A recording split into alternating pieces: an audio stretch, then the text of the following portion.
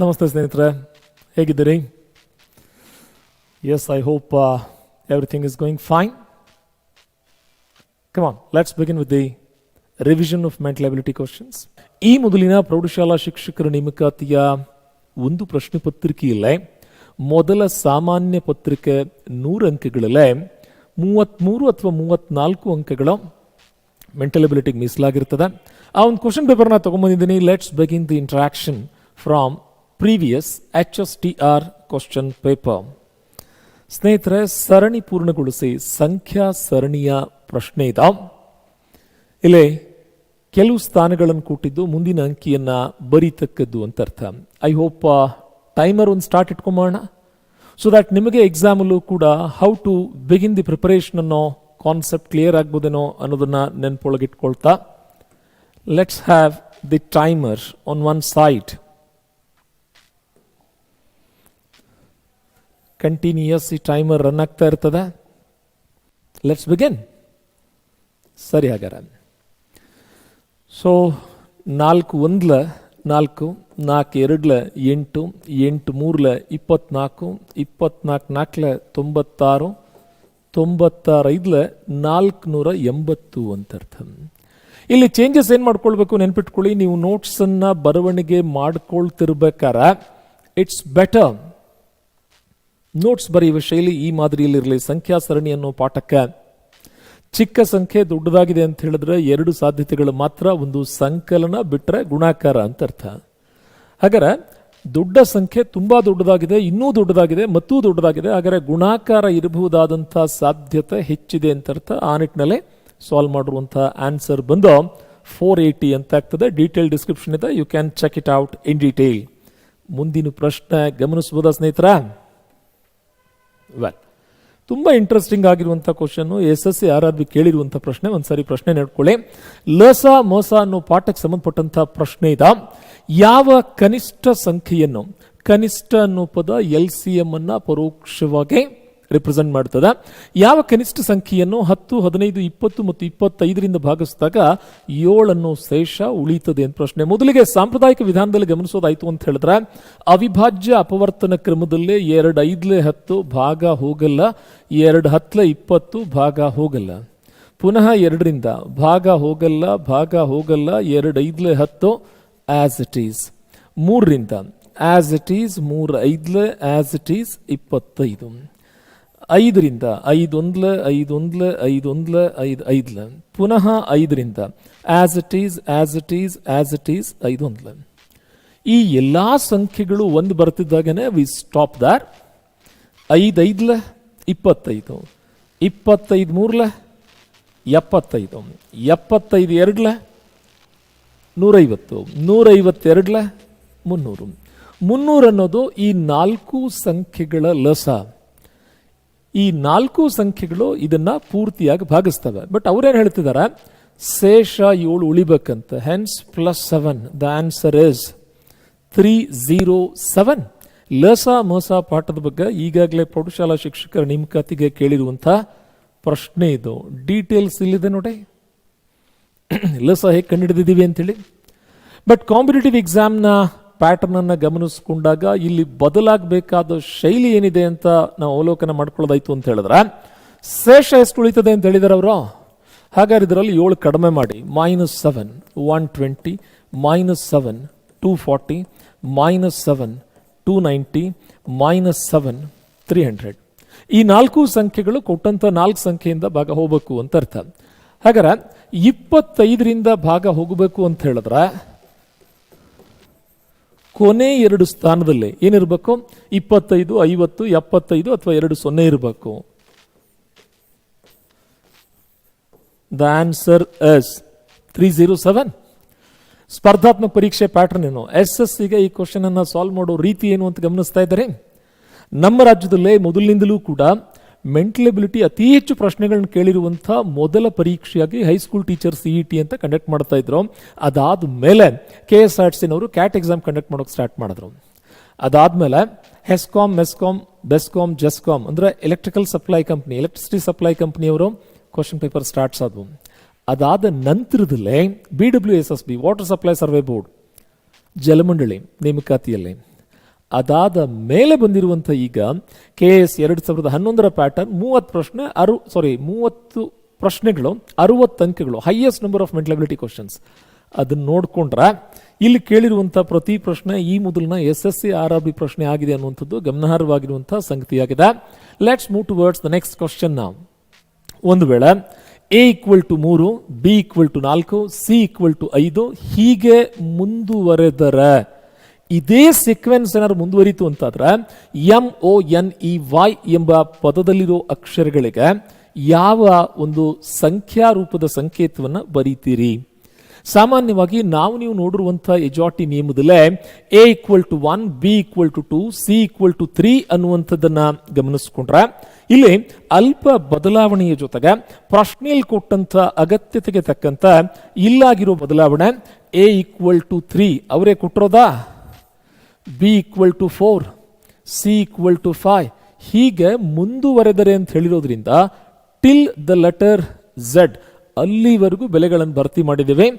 M is equal to 15, O is equal to 17, MONEY. ಮನಿ ಎಂಬ ಪದದಲ್ಲೇ ಪ್ರತಿ ಅಕ್ಷರದ ಬೆಲೆಯನ್ನು ಗಮನಿಸೋದಾಯಿತು ಅಂತ ಹೇಳಿದ್ರೆ M stands for 15, O stands for 17, N ನ ಬೆಲೆ 16, E ದ ಬೆಲೆ 7, Y ನ ಬೆಲೆ 27 ಎಂದರ್ಥ. ಅದಕ್ಕೆ ಪೂರಕವಾಗಿ 15, 17, 16, 7, 27 answer is number second choice. Details clear ಆಗಿದೆ, ಡಿಸ್ಕ್ರಿಪ್ಷನಲ್ಲಿ ನೀವು ನೋಡ್ಕೊಳ್ಬೋದು ತಾವು. ಗುಂಪಿಗೆ ಸೇರದೇ ಇರೋದನ್ನ ಕಂಡುಹಿಡೀರಿ ಅಂತ ಪ್ರಶ್ನೆ.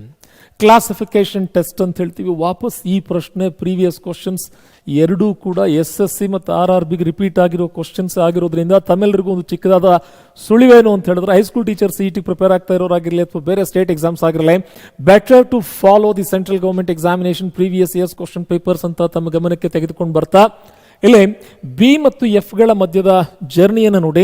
B ಅಕ್ಷರದಿಂದ ಶುರುವಾಗಿ B ಬಿಟ್ವಾಣ CDEF 4ನೇ ಅಕ್ಷರ ಫರ್ದರ್. F ಆದ್ಮೇಲೆ G ಮೊದಲ ಅಕ್ಷರ, G ಆದ್ಮೇಲೆ HIJK ಪುನಃ 4ನೇ ಅಕ್ಷರ, P ಇದ್ದದ್ದು QRS 3ನೇ ಅಕ್ಷರ, S ಇದ್ದದ್ದು T ಮೊದಲ ಅಕ್ಷರ, T ಇದ್ದದ್ದು UVWX 4ನೇ ಅಕ್ಷರ. ವ್ಯತ್ಯಾಸ ಇದೆ, ಅಲ್ಲಿ 414 ಆಯಿತು, ಇಲ್ಲಿ 314 ಆಗಿದೆ. ದನ್ M ಅನ್ನೋ ಅಕ್ಷರದಿಂದ NOP +3, P ಆದಮೇಲೆ Q ಫಸ್ಟ್ ಲೆಟರ್, Q ಆದಮೇಲೆ Q ಹೊರತುಪಡಿಸಿ ಮುಂದಿನ ಅಕ್ಷರಗಳ ಎಣಿಕೆ ಶುರುವಾಗಬೇಕು ಎಲ್ಲಿವರೆಗೆ? U ಬರುವವರೆಗೆ.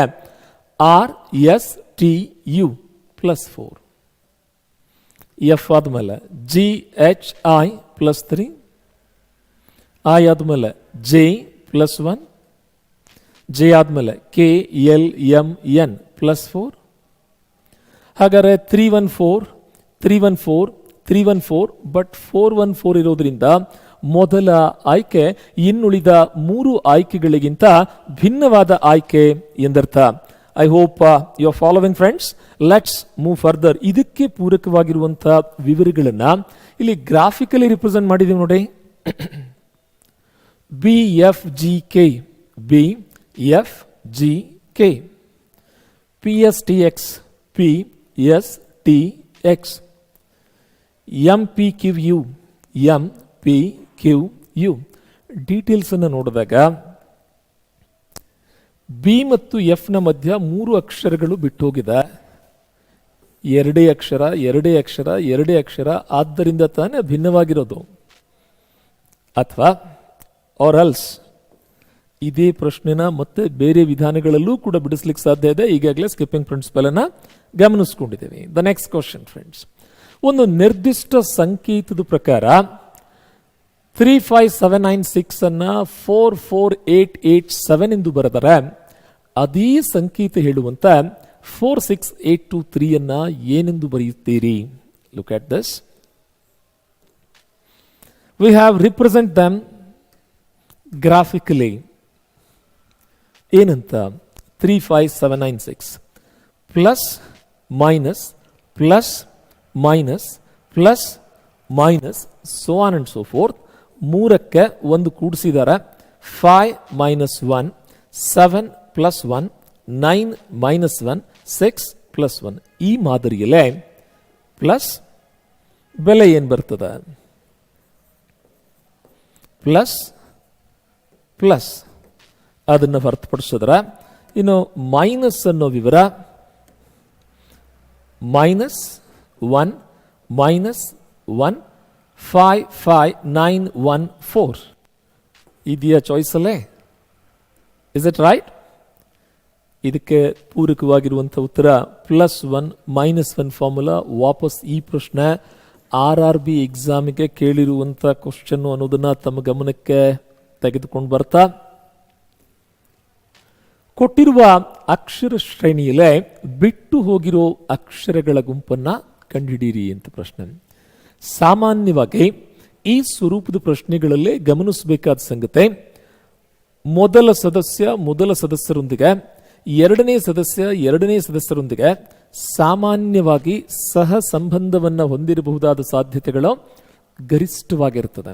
ಉದಾಹರಣೆಗೆ ಇಲ್ಲಿ ಗಮನಿಸ್ತಾ ಬರೋದಾಯ್ತು ಅಂತ ಹೇಳಿದ್ರೆ ಇ ಬಿ ಸಿ ಡಿ, ಹಾಗಾದರೆ ಮುಂದಿನ ಅಕ್ಷರ ಏನಾಗಿರ್ತದೆ? ಹಾಗೇನೆ C D E F G. ಈ ಜಿಯಿಂದ 2 ಆಯ್ಕೆಗಳು ಶುರುವಾಗ್ತಾ ಇದೆ ನಮಗೆ. ಹಾಗೇನೆ 3ನೇ ಅಕ್ಷರ Z Y X W V. V ಬಂದಿಲ್ಲ, ವಿ ಬಂದಿದೆ, ಉತ್ತರ ಸಿಕ್ತು. ಇದನ್ನ ಬೇರೆ ವಿಧಾನದಲ್ಲಿ ಟ್ರೈ ಔಟ್ ಮಾಡ್ಕೊಳ್ಳೋಣ. ಡೀಟೇಲ್ಸ್ ಕೊಡ್ತೀನಿ ನಿಮಗೆ. ಏನು ಸರ್ ಇನ್ನುಳಿದ 2 ಅಕ್ಷರ ಹೇಳೇ ಇಲ್ಲ ನೀವು? ಗ್ರಾಫಿಕಲಿ ರಿಪ್ರೆಸೆಂಟ್ ಮಾಡ್ತೀನಿ. ಮೆಂಟಲ್ ಎಬಿಲಿಟಿಯಲ್ಲಿ ನೋಟ್ಸ್ ಮೇಕಿಂಗ್ ಕೂಡ ಒಂದು ಸ್ಟೈಲ್. ನಾವು ಇವತ್ತಿನ PPTಯಲ್ಲಿ ಏನು ಫಾಲೋ ಮಾಡ್ಕೊಂಡು ಬಂದಿದ್ದೀವಿ, ನೋಟ್ಸ್ ಬರವಣಿಗೆ ಹೇಗಿದ್ರೆ ಆ ಅಚ್ಚುಕಟ್ಟುತನ ಜಾಸ್ತಿ ಇರ್ತದೆ, ಜಾಸ್ತಿ ದಿನ ನೆನಪು ಉಳಿತದೆ, ಸ್ಮರಣೆಯಲ್ಲಿ ಉಳ್ಕೊಳ್ತದೆ. ಆ ಕೋರ್ಲೇಷನ್ ಇಟ್ಕೊಂಡು ಇವತ್ತಿನ PPTನ ರೆಡಿ ಮಾಡ್ಕೊಂಡಿದ್ದೀವಿ. ಪ್ರತಿ ಸಲ ಸಾಂಪ್ರದಾಯಿಕ ವಿಧಾನದಲ್ಲಿ ಉತ್ತರವನ್ನು ಹೇಳಾದ ಮೇಲೆ ಏನು ಡಿಸ್ಪ್ಲೇ ಕೊಡ್ತಾ ಇದ್ದೀವಿ, ಗ್ರಾಫಿಕಲ್ ಇಮೇಜ್ ಫೈಲ್ ಫಾರ್ಮ್ಯಾಟ್ ಕೊಡ್ತಾ ಇದ್ದೀವಿ, ಅದನ್ನು ಗಮನಿಸಿಕೊಂಡು ಡಿಸೈಡ್ ಮಾಡ್ಕೊಳ್ಳಿ. ಈಗ ಇದೇ ಪ್ರಶ್ನೆಗೆ ಉತ್ತರಿಸುವ ಮತ್ತೊಂದು ಶೈಲಿಯನ್ನು ಗಮನಿಸ್ಕೊಳ್ಳಿ. ಎ ಮೊದಲನೇ ಅಕ್ಷರ, ಬಿ ಸಿ ಡಿ, ಹಾಗಾದ್ರೆ ಇ ಬರಬೇಕು. ಇ ಬಂದಿಲ್ಲ, ಇ ಬರಲಿಲ್ಲ. ಕೊನೆಯ ಅಕ್ಷರ P Q R S T ಬರಬೇಕು. ಟಿ ಬರಲಿಲ್ಲ, ಟಿ ಬಂದಿದೆ.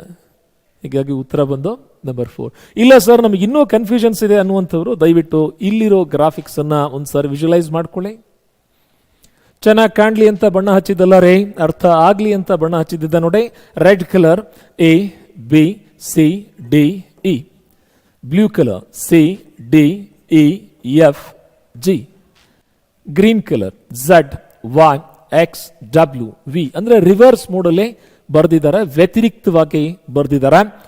X Y Z A B P Q R S T. ಹೀಗಾಗಿ ಆನ್ಸರ್ ಬಂದು E G V B T. Choice number 4. ಈಗಾಗಲೇ ಹೈಸ್ಕೂಲ್ ಟೀಚರ್ CETಗೆ ಕೇಳಿರುವಂಥ ಪ್ರಶ್ನೆ ಇದು.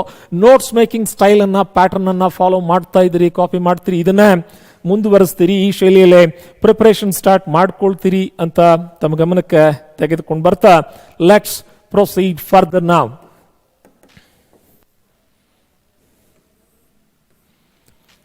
ಇಂಗ್ಲಿಷ್ ವರ್ಣಮಾಲೆಯನ್ನ ವಿರುದ್ಧವಾಗಿ ಬರೆದಾಗ ಸರಿಯಾದ ಪದ ವಿರುದ್ಧ ಅಂತಾಗೋದಿಲ್ಲ ಸ್ನೇಹಿತರೆ. ಆಂಗ್ಲ ಭಾಷೆಯಲ್ಲಾದ್ರೆ ರಿವರ್ಸ್ ಅಲ್ವಾ? ಕನ್ನಡದಲ್ಲೇ ಸೂಕ್ತವಾದ ಪದ ವ್ಯತಿರಿಕ್ತ.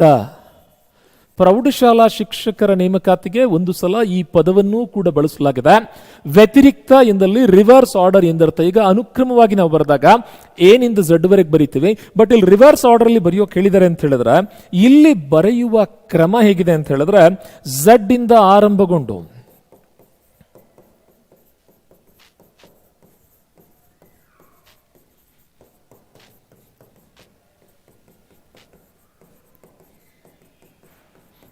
ಝಡ್ ಇಂದ ಆರಂಭಗೊಂಡು ಎ ಎಂಬ ಅಕ್ಷರದವರೆಗೆ 26 ಅಕ್ಷರಗಳನ್ನು ಹಿಮ್ಮುಖವಾಗಿ ಬರೆದಾಗ, ತದ್ವಿರುದ್ಧ ಕ್ರಮದಲ್ಲಿ ಬರೆದಾಗ, ಅದು ಇರುವ ಕ್ರಮದ ವಿರುದ್ಧ ಕ್ರಮದಲ್ಲಿ ಬರೆದಾಗ, ಸಹಜ ಪದ್ಧತಿಯ ವಿರುದ್ಧ ಕ್ರಮದಲ್ಲಿ ಬರೆದಾಗ ಅಥವಾ ವ್ಯತಿರಿಕ್ತವಾಗಿ ಬರೆದಾಗ ಇವೆಲ್ಲದರ ಅರ್ಥ ಒಂದೇನೆ ಸ್ನೇಹಿತರೆ. ಒಂದು ಸಲ ಈ ಪದವನ್ನ ತಪ್ಪಾಗಿ ಬರೆಯಲಾಗಿತ್ತು. ಏನಂತ? ಉಲ್ಟಾ ಪದ್ಧತಿಯಲ್ಲಿ ಬರೆದಾಗ. PSI ಎಕ್ಸಾಮ್ಗೆ ಈ ಪದ ಬಳಸ್ಬಿಟ್ಟಿದ್ರು. ಉಲ್ಟಾ ಅಂದ್ರೆ ಏನ್ರಿ ಅರ್ಥ? ತಲೆ ಕೆಳಗಾಗಿ ಅಂತ ಅರ್ಥ, ಹಿಮ್ಮುಖವಾಗಿ ಅಂತ ಅರ್ಥ ಅಲ್ಲ. ಕೋರ್ಟ್ವರೆಗೂ ಕೇಸ್ ಹೋಗಿತ್ತು. ಅದಾದ್ಮೇಲೆ ಹಿಂದು ಮುಂದಾಗಿ ಅಂತ ಬರೆಯೋಕೆ ಶುರು ಮಾಡಿದ್ದಾರೆ. ಬಟ್ ಸೂಕ್ತವಾದ ಪದ ಅಂತ ಹೇಳಿದ್ರೆ ವ್ಯತಿರಿಕ್ತ ಅನ್ನೋ ಪದ, that's a perfect word.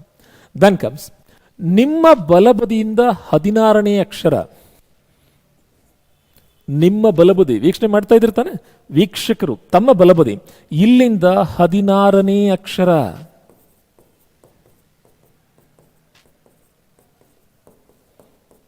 P ಆಗ್ತದೆ. ಈ ಅಕ್ಷರದ ಎಡಕ್ಕೆ ಇರುವ 5ನೇ ಅಕ್ಷರ 1 2 3 4 5. ಅವರು ಅಕ್ಷರದ ಎಡಕ್ಕೆ ಅಂತಾದ್ರೂ ಹೇಳಿ, ನಿಮ್ಮ ಎಡಕ್ಕೆ ಅಂತಾದ್ರೂ ಹೇಳಿ, ಬರೀ ಎಡಕ್ಕೆ ಅಂತಾದ್ರೂ ಹೇಳಿ, ಅಕ್ಷರದ ಬಲಕ್ಕೆ ಅಂತಾದ್ರೂ ಹೇಳಿ, ನಿಮ್ಮ ಬಲಕ್ಕೆ ಅಂತಾದ್ರೂ ಹೇಳಿ, ಅಥವಾ ಬರೀ ಬಲಕ್ಕೆ ಅಂತಾದ್ರೂ ಹೇಳಿ, ನಿರ್ಜೀವಿಗಳಾಗಿರುವಂತಹ ಮೂಲಾಕ್ಷರಗಳಿಗೆ ಬಲ ಮತ್ತು ಎಡದಿಕ್ಕುಗಳ ಪರಿಕಲ್ಪನೆ ಗೊತ್ತಿರೋದಿಲ್ಲ. ಆದ್ದರಿಂದ ಅವುಗಳನ್ನು ವೀಕ್ಷಿಸುತ್ತಿರುವ ವೀಕ್ಷಕರಾಗಿರುವ ಸಜೀವಿಗಳಾಗಿರುವ ತಾವುಗಳೆಲ್ಲ ತಮ್ಮ ಬಲ ದಿಕ್ಕನ್ನೇ ಬಲ ಎಂದು, ತಮ್ಮ ಎಡ ದಿಕ್ಕನ್ನೇ ಎಡ ಎಂದು ಪರಿಗಣಿಸಿ ಮೂಲಾಕ್ಷರಗಳ ಪರೀಕ್ಷೆ ಎಂಬ ಅಧ್ಯಾಯದ ಪ್ರಶ್ನೆಗಳಿಗೆ ಉತ್ತರ ಕೊಡತಕ್ಕದ್ದು. ಇಲ್ಲಿರುವ ನಿಯಮವನ್ನ ಸ್ಥಳ ಹೊಂದಾಣಿಕೆಯಲ್ಲಿ ಕನ್ಫ್ಯೂಸ್ ಮಾಡ್ಕೋಬೇಡಿ. ಮತ್ತೆ ಸ್ಥಳ ಹೊಂದಾಣಿಕೆಯಲ್ಲಿ ಬಲ ಎಡಕ್ಕಿರುವ ಅರ್ಥವೇ ಬೇರೆ, ಮೂಲಾಕ್ಷರಗಳ ಪರೀಕ್ಷೆಯಲ್ಲಿ ಬಲ ಎಡಕ್ಕಿರುವಂತಹ ಅರ್ಥವೇ ಬೇರೆಯಾಗಿರ್ತದೆ. Let's proceed further. ಹಾಗಾದ್ರೆ ಇಲ್ಲಿ ಬಂದಂತ ಉತ್ತರ ಏನಾಗಿತ್ತು? Let's check once. Let me get back. ಒಂದ್ಸರಿ ಇಲ್ಲಿ ವಿವರಗಳನ್ನ ಬರೆದಿರೋದನ್ನ ನೋಡ್ತೇನೆ ನಾನು. ಅವಸರ ಆಯ್ತಾನ ಇಲ್ಲಿ ವಾಪಸ್ ಬರೆದಿದ್ದೀವಿ ನೋಡಿ. ಎಸ್, ಬಲಬದಿಯಿಂದ 16ನೇ ಅಕ್ಷರ ಬರೆದಿದ್ದೇನ್ರಿ. ಈ ಅಕ್ಷರದ ಎಡಕ್ಕೆ 1 2 3 4 5 ಏನಾಗಬೇಕು? ಆ ವರ್ಷದ ಕೀ ಆನ್ಸರ್ ರಾಂಗ್ ಆಗಿ ಕೊಟ್ಟಿದ್ರು, ಸರಿಯಾದ ಅರ್ಥ ಬೇರೆ ಇದೆ. ಸರಿಯಾದ ಉತ್ತರ ಏನ್ ಬರಬೇಕಾಗಿದೆ? ಯು ಎಂಬ ಅಕ್ಷರ ಬರಬೇಕಾಗಿದೆ. ಅಬ್ಸಲ್ಯೂಟ್ಲಿ ಸೂಕ್ತವಾದ ಉತ್ತರ ಯು. ಆ ವರ್ಷದ ಪ್ರಶ್ನೆ ಪತ್ರಿಕೆಯಲ್ಲಿ ಕೀ ಆನ್ಸರ್ ತಪ್ಪಾಗಿ ಬಂದಿತ್ತು. ತುಂಬಾ ಜನ ಹಳೆ ಕ್ವಶನ್ ಪೇಪರ್ಸ್ ಅನ್ನ ರೆಫರ್ ಮಾಡುವಂತವರು ಗಮನಿಸ್ಕೊಳ್ಳಿ. ಆ ವರ್ಷ ಗ್ರೇಸ್ ಮಾರ್ಕ್ಸ್ ಕೂಡ ಕೊಡಲಾಗಿತ್ತು. ಸರಿಯಾದ ಕ್ರಮ ಹೀಗೆ ಇರ್ತದೆ. ಬಲಬದಿಯಿಂದ ವೀಕ್ಷಕರಾದ ನಿಮ್ಮ ಬಲವನ್ನ ಬಲದಿಕ್ಕು ಎಂದು, ನಿಮ್ಮ ಎಡವನ್ನ ಎಡದಿಕ್ಕು ಎಂದು ಪರಿಗಣಿಸಿ ಈ ಅಧ್ಯಾಯದ ಪ್ರಶ್ನೆಗಳಿಗೆ ಉತ್ತರ ಕೊಡ್ತಕ್ಕದ್ದು. Let's proceed further. ವೆನ್ನಕ್ಷಗಳು ಮೋಸ್ಟ್ ಪಾಪ್ಯುಲರ್ ಯೂನಿಟ್. ಇದರಲ್ಲೇ ಪ್ರಾಧ್ಯಾಪಕರು ಅಂದ ತಕ್ಷಣ ನೆನಪಿಗೆ ಬರೋದು ಮಂಜುನಾಥ್ ಸರ್. ತತ್ವಜ್ಞಾನಿಗಳು ಈಗ ನೆನಪಿಗೆ ಬರೋದು ಮಂಜುನಾಥ್ ಸರ್. ಲೇಖಕರು ಸ್ವತಃ ಮಂಜುನಾಥ್ ಸರ್ ಕೂಡ ಲೇಖಕರು, ಜೋಗ ಸರ್ ಕೂಡ ಲೇಖಕರು. Isn't it? ಈ ಮೂರು ಪರಿಕಲ್ಪನೆಗಳನ್ನ ವೆನ್ನಕ್ಷೆಯಲ್ಲಿ ಸಹಸಂಬಂಧೀಕರಿಸೋದಾಯ್ತು ಅಂದ್ರೆ ಹೇಗೆ ಬರೀತೀರಿ ಅಂತ ಅರ್ಥ. ವೆನ್ನಕ್ಷೆ ಅಂದ್ರೇನು? ಒಂದಕ್ಕಿಂತ ಹೆಚ್ಚು ಪರಿಕಲ್ಪನೆಗಳನ್ನ ಆಕೃತಿಗಳ ಮೂಲಕ ಅವರ ಸಹಸಂಬಂಧವನ್ನು ವ್ಯಕ್ತಪಡಿಸುವ ವಿಧಾನಕ್ಕೆ ವೆನ್ನಕ್ಷಗಳ ವಿಧಾನ ಅಂತ ಹೇಳ್ತೇವೆ. ಜಾನ್ ವೆನ್ ಎಂಬ ಗಣಿತಜ್ಞ ಪರಿಚಯಿಸಿರೋದ್ರಿಂದ ವೆನ್ನಕ್ಷೆ ಎಂಬ ಹೆಸರು ಬಂದಿದೆ. ಈಗಾಗಲೇ ಗಣಗಳು ಅನ್ನೋ ಪಾಠದಲ್ಲಿ ಪಾಪ್ಯುಲರ್ ಆಗಿದ್ದನ್ನು ನಾವು ಸ್ಕೂಲ್ ಹಂತದಲ್ಲಿ ಕಲ್ತಿರ್ತೇವೆ. ಇದಕ್ಕೆ ಪೂರಕವಾಗಿರುವಂತಹ ಚಾಯ್ಸ್ಗಳನ್ನು ನೋಡಿದಾಗ ಸರಿಯಾದ ಆಯ್ಕೆ ಪ್ರಾಧ್ಯಾಪಕರು. ಕಾಣಿಸ್ತಿಲ್ವಾ? ಪ್ರಾಧ್ಯಾಪಕರು, ತತ್ವಜ್ಞಾನಿಗಳು, ಲೇಖಕರು. ಪ್ರಾಧ್ಯಾಪಕರಲ್ಲೇ ಕೆಲವರು ತತ್ವಜ್ಞಾನಿಗಳಾಗಿದ್ದಾರೆ. ಎಕ್ಸಾಂಪಲ್ ಕೊಟ್ಟನಲ್ಲ Manjunath sir. Is a good philosopher as well as a professor. Fine. ಹಾಗೆ ಪ್ರಾಧ್ಯಾಪಕರಲ್ಲಿ ಕೆಲವರು ಲೇಖಕರೂ ಹೌದು. Joga sir, no doubt is a professor by profession, by hobby he is an author.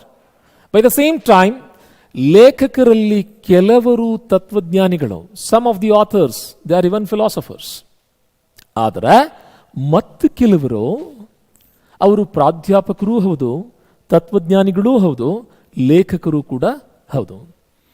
ಕೊಟ್ಟಂಥ ಎಲ್ಲ ಆಕೃತಿಗಳಲ್ಲೇ ಸೂಕ್ತವಾಗಿರುವಂಥ ಆಕೃತಿ choice number 4. In case doubt ಇದ್ರೆ, ಸರ್ ಸೆಕೆಂಡ್ ಚಾಯ್ಸ್ ಯಾಕೆ ಸರ್ ಆಗಲ್ಲ ಏನಂತ? ಸರ್ ಇವರೆಲ್ಲರೂ ಪ್ರಾಧ್ಯಾಪಕರು ಸರ್, ಲೇಖಕರು ಸರ್, ತತ್ವಜ್ಞಾನಿಗಳು. ಎಲ್ಲ ತತ್ವಜ್ಞಾನಿಗಳು ಪ್ರಾಧ್ಯಾಪಕರಲ್ಲ. ಅಥವಾ ಇಲ್ಲ ಸರ್, ನಾವು ಚೇಂಜ್ ಮಾಡ್ತೀವಿ ಸರ್ ಇದನ್ನ, ಏನಂತ? ಎಲ್ಲ ಪ್ರಾಧ್ಯಾಪಕರು ತತ್ವಜ್ಞಾನಿಗಳು ಖಂಡಿತ ಆಗೋದಿಲ್ಲ. ಎಲ್ಲ ಲೇಖಕರು ಪ್ರಾಧ್ಯಾಪಕರು ಅದು ಆಗೋದಿಲ್ಲ. ಹೀಗಾಗಿ ಈ ಆಯ್ಕೆ ತಪ್ಪಲ್ಲ, ಸೂಕ್ತವಲ್ಲ.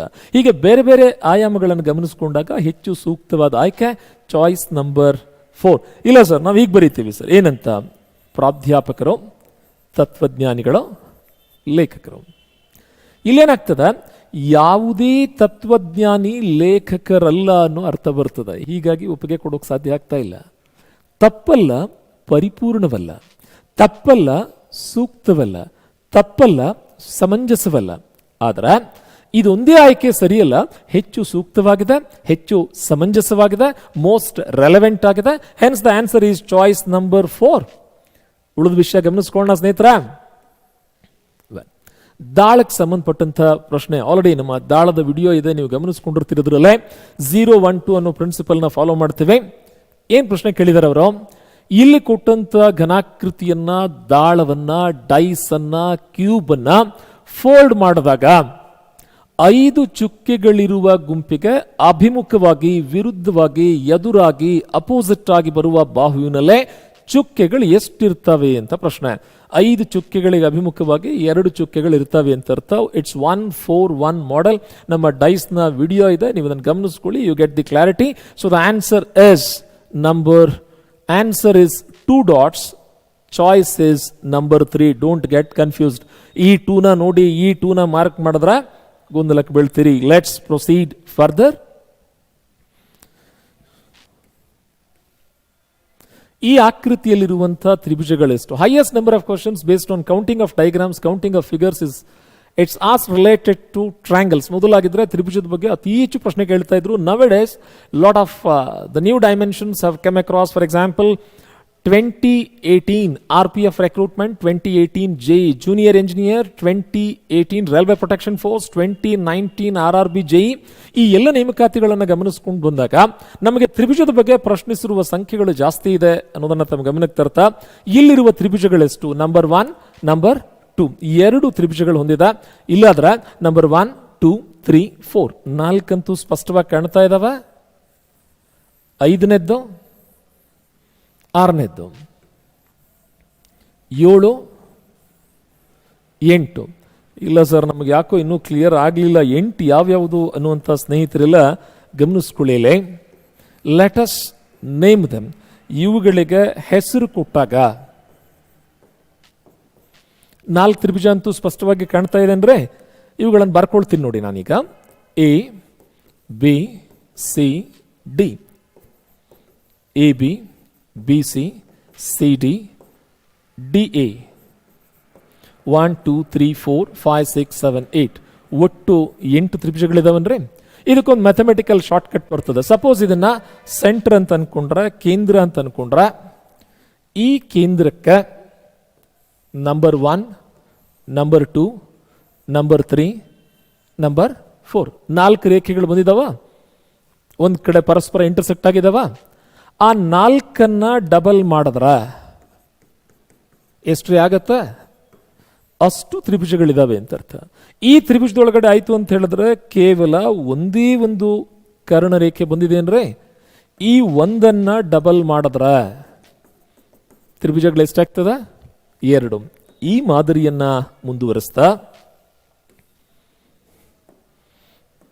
ಇಲ್ಲಿ ರೇಖೆಗಳೆಷ್ಟಿದೆ? ನಂಬರ್ 1, 2, 3, 4, 5, 6 6 ಎಷ್ಟಾಗ್ತದೆ? ಅಷ್ಟು ತ್ರಿಭುಜಗಳು ಆಕೃತಿಯಲ್ಲಿದ್ದಾವೆ. 1, 2, 3, 4, 5, 6, 7, 8 8 16 ಅಷ್ಟು ತ್ರಿಭುಜಗಳು ಆಕೃತಿಯಲ್ಲಿ ಅಡಕವಾಗಿವೆ ಅಂತ ಅರ್ಥ. ಈ ಪ್ರಿನ್ಸಿಪಲ್ ಅನ್ನ ಗಮನದೊಳಗಿಟ್ಕೊಂಡು ಸಾಲ್ವ್ ಮಾಡೋದಾಯ್ತು ಅಂತ ಹೇಳಿದ್ರೆ, ಉತ್ತರದ ಅರ್ಧ ಮತ್ತು ದಕ್ಷಿಣ ಅರ್ಧ ಎರಡನ್ನ ಪ್ರತ್ಯೇಕಿಸಿ ಉತ್ತರದ ಅರ್ಧದಲ್ಲೇ ನಂಬರ್ 1, ನಂಬರ್ 2 ಅನ್ನೋಕ್ಕಿಂತ ಇದನ್ನ ಕೇಂದ್ರ ಅನ್ಕೊಂಡ್ರೆ ಈ ಕೇಂದ್ರಕ್ಕೆ ಸರಿ ಹೊಂದುವಂತ ಗಮನಿಸ್ಕೊಳ್ಳೆ. 1, 2, 3, 4 4 ಹಾಗೆ ಇಲ್ಲೂ ಕೂಡ 1, 2, 3, 4 4 8 + 8 ಟೋಟಲ್ ಎಷ್ಟೇ ಆಗ್ತದ? ಅಷ್ಟು ತ್ರಿಭುಜಗಳು ಈ ಆಕೃತಿಯಲ್ಲೇ ಇದಾವೆ ಅಂತ ಅರ್ಥ. It contains 16 triangles. ಆಕೃತಿಗಳ ಎಣಿಕೆ ತುಂಬಾ ಪಾಪ್ಯುಲರ್ ಆಗಿರುವಂತಹ ಅಧ್ಯಾಯ. ಈಗ ಸದ್ಯ SSC GD ಬೇರೆ ಕನ್ಫರ್ಮ್ ಆಗಿದೆ. ಪ್ರತಿ ಸಲ SSC ಮತ್ತು RRBಗಳಲ್ಲಿ ತಪ್ಪದೆ ಕೇಳುವಂತಹ ಪ್ರಶ್ನೆ, ಈ ಮೊದಲಿನ ಸ್ಪರ್ಧಾತ್ಮಕ ಪರೀಕ್ಷೆ ಆಗಿರುವಂತಹ ಪ್ರೌಢಶಾಲಾ ಶಿಕ್ಷಕರ ನೇಮಕಾತಿಯಲ್ಲಿ ಪ್ರತಿ ಸಾರಿ ತಪ್ಪದೆ ಕೇಳುತ್ತಾ ಬಂದಿರುವಂತಹ ಪ್ರಶ್ನೆಯಾಗಿದೆ. The next topic is blood relations. ನೋಡಿ, ನೀವು ಯಾವುದೇ ಸ್ಪರ್ಧಾತ್ಮಕ ಪರೀಕ್ಷೆ ಪ್ರಶ್ನೆ ಪತ್ರಿಕೆಯನ್ನು ತೆಗೆದುಕೊಂಡ್ರೆ, ವಿಶೇಷವಾಗಿ ಪ್ರೌಢಶಾಲಾ ಶಿಕ್ಷಕರ ನೇಮಕಾತಿ ಆಗಿರಲಿ, ಪೊಲೀಸ್ ನೇಮಕಾತಿ ಆಗಿರಲಿ, PSI ಆಗಿರಲಿ, ಸೆಟ್ ನೆಟ್ ಆಗಿರಲಿ, ಪ್ರತಿ ಪ್ರಶ್ನೆ ಪತ್ರಿಕೆಯಲ್ಲೂ ಕೂಡ ಕೋಡಿಂಗ್ ಡಿಕೋಡಿಂಗ್ ಅಧ್ಯಾಯದ ಪ್ರಶ್ನೆ ಇರದೆ ಪ್ರಶ್ನೆ ಪತ್ರಿಕೆ ಪೂರ್ತಿ ಅಂತ ಕರೆಸ್ಕೊಳ್ಳೋದಕ್ಕೆ ಸಾಧ್ಯನೇ ಇಲ್ಲ. ಲೈಕ್ ವೈಸ್ ಹಾಗೇನೆ ರಕ್ತ ಸಂಬಂಧಗಳು ಅನ್ನೋ ಅಧ್ಯಾಯದಿಂದಾರು ಪ್ರಶ್ನೆ ಕೇಳಿರ್ತಾರೆ, ಇಲ್ಲ ದಿಕ್ಕುಗಳ ಪರೀಕ್ಷೆ ಅನ್ನೋ ಅಧ್ಯಾಯದಿಂದಾರು ಪ್ರಶ್ನೆ ಕೇಳಿರ್ತಾರೆ. ಬಹುಶಃ ಈ ಪ್ರಶ್ನೆ ಪತ್ರಿಕೆಯಲ್ಲಿ ದಿಕ್ಕುಗಳ ಬಗ್ಗೆ ಕೇಳಿಲ್ಲ, ಹೀಗಾಗಿ ರಕ್ತ ಸಂಬಂಧಗಳು ಅನ್ನೋ ಅಧ್ಯಾಯದಿಂದ ಕಡ್ಡಾಯವಾದ ಪ್ರಶ್ನೆ ಪತ್ರಿಕೆ ಬಂದಿದೆ ಅಂತ ಗಮನಕ್ಕೆ ತರ್ತಾ, ಈಗಾಗಲೇ ನಾವು ಸಾಧನದಲ್ಲಿ ರಕ್ತ ಸಂಬಂಧಗಳು ಅನ್ನೋ ವಿಷಯಕ್ಕೆ ಸಂಬಂಧಪಟ್ಟಂತೆ 2 ವಿಡಿಯೋ ಮಾಡಿದ್ದೀವಿ. ನಾವು ಆ ವಿಡಿಯೋ ನೋಡಿಕೊಂಡ್ರೆ, ಕ್ಯೂರವರ ಸಹೋದರ ಪಿ, ಕ್ಯೂರವರ ಸಹೋದರ ಪಿ, ಹಾಗೆ ಕ್ಯೂರವರ ಮಗಳು ಆರ್, ಕ್ಯೂರವರ ಮಗಳು ಆರ್, ಜೊತೆಗೆ ಪೀರವರ ಸಹೋದರಿ ಟಿ, ಪೀರವರ ಸಹೋದರಿ ಟಿ, ಆರ್ ರವರ ಸಹೋದರ ಯು, ಆರ್ ರವರ ಸಹೋದರ ಯು. ಹಾಗಾದರೆ ಯುರವರ ಚಿಕ್ಕಪ್ಪ ಯಾರು? ಫಸ್ಟ್ ಥಿಂಗ್ ಪ್ರಶ್ನೆ ತಪ್ಪಾಗಿದೆ. ಯಾಕೆ ಹೇಳಿ? ಅವ್ರು ಹೇಳಿದ್ದು ಅಂಕಲ್ ಅಂತ, ಅವ್ರನ್ನ ಚಿಕ್ಕಪ್ಪ ಅಥವಾ ದೊಡ್ಡಪ್ಪ ಅನ್ನೋ ಅರ್ಥ ಬರುವಾಗ ಹೇಳಿದಾರ? ಹಾಗಾದ್ರೆ ರಕ್ತ ಸಂಬಂಧಗಳು ಎಂಬ ಅಧ್ಯಾಯದಲ್ಲಿ ಅಥವಾ ಬಹಳಷ್ಟು ವಿಷಯಗಳಲ್ಲೇ ಪ್ರಶ್ನೆ ಪತ್ರಿಕೆಗಳಲ್ಲಿ ಗೊಂದಲ ಇದ್ದಾಗ ಕಡ್ಡಾಯವಾಗಿ ಆಂಗ್ಲ ಆವೃತ್ತಿಯನ್ನೇ ಗಮನಿಸಿ ಉತ್ತರ ಕೊಡೋದಾಯ್ತು ಅಂತ ಹೇಳಿದ್ರೆ, ಅಂಕಲ್ ಅನ್ನೋ ಪದ ತಂದೆ ಅಥವಾ ತಾಯಿಯ ಸಹೋದರ ಸಂಬಂಧದಲ್ಲಿ ಅಂಕಲ್ ಆಗಿರ್ತಾರೆ.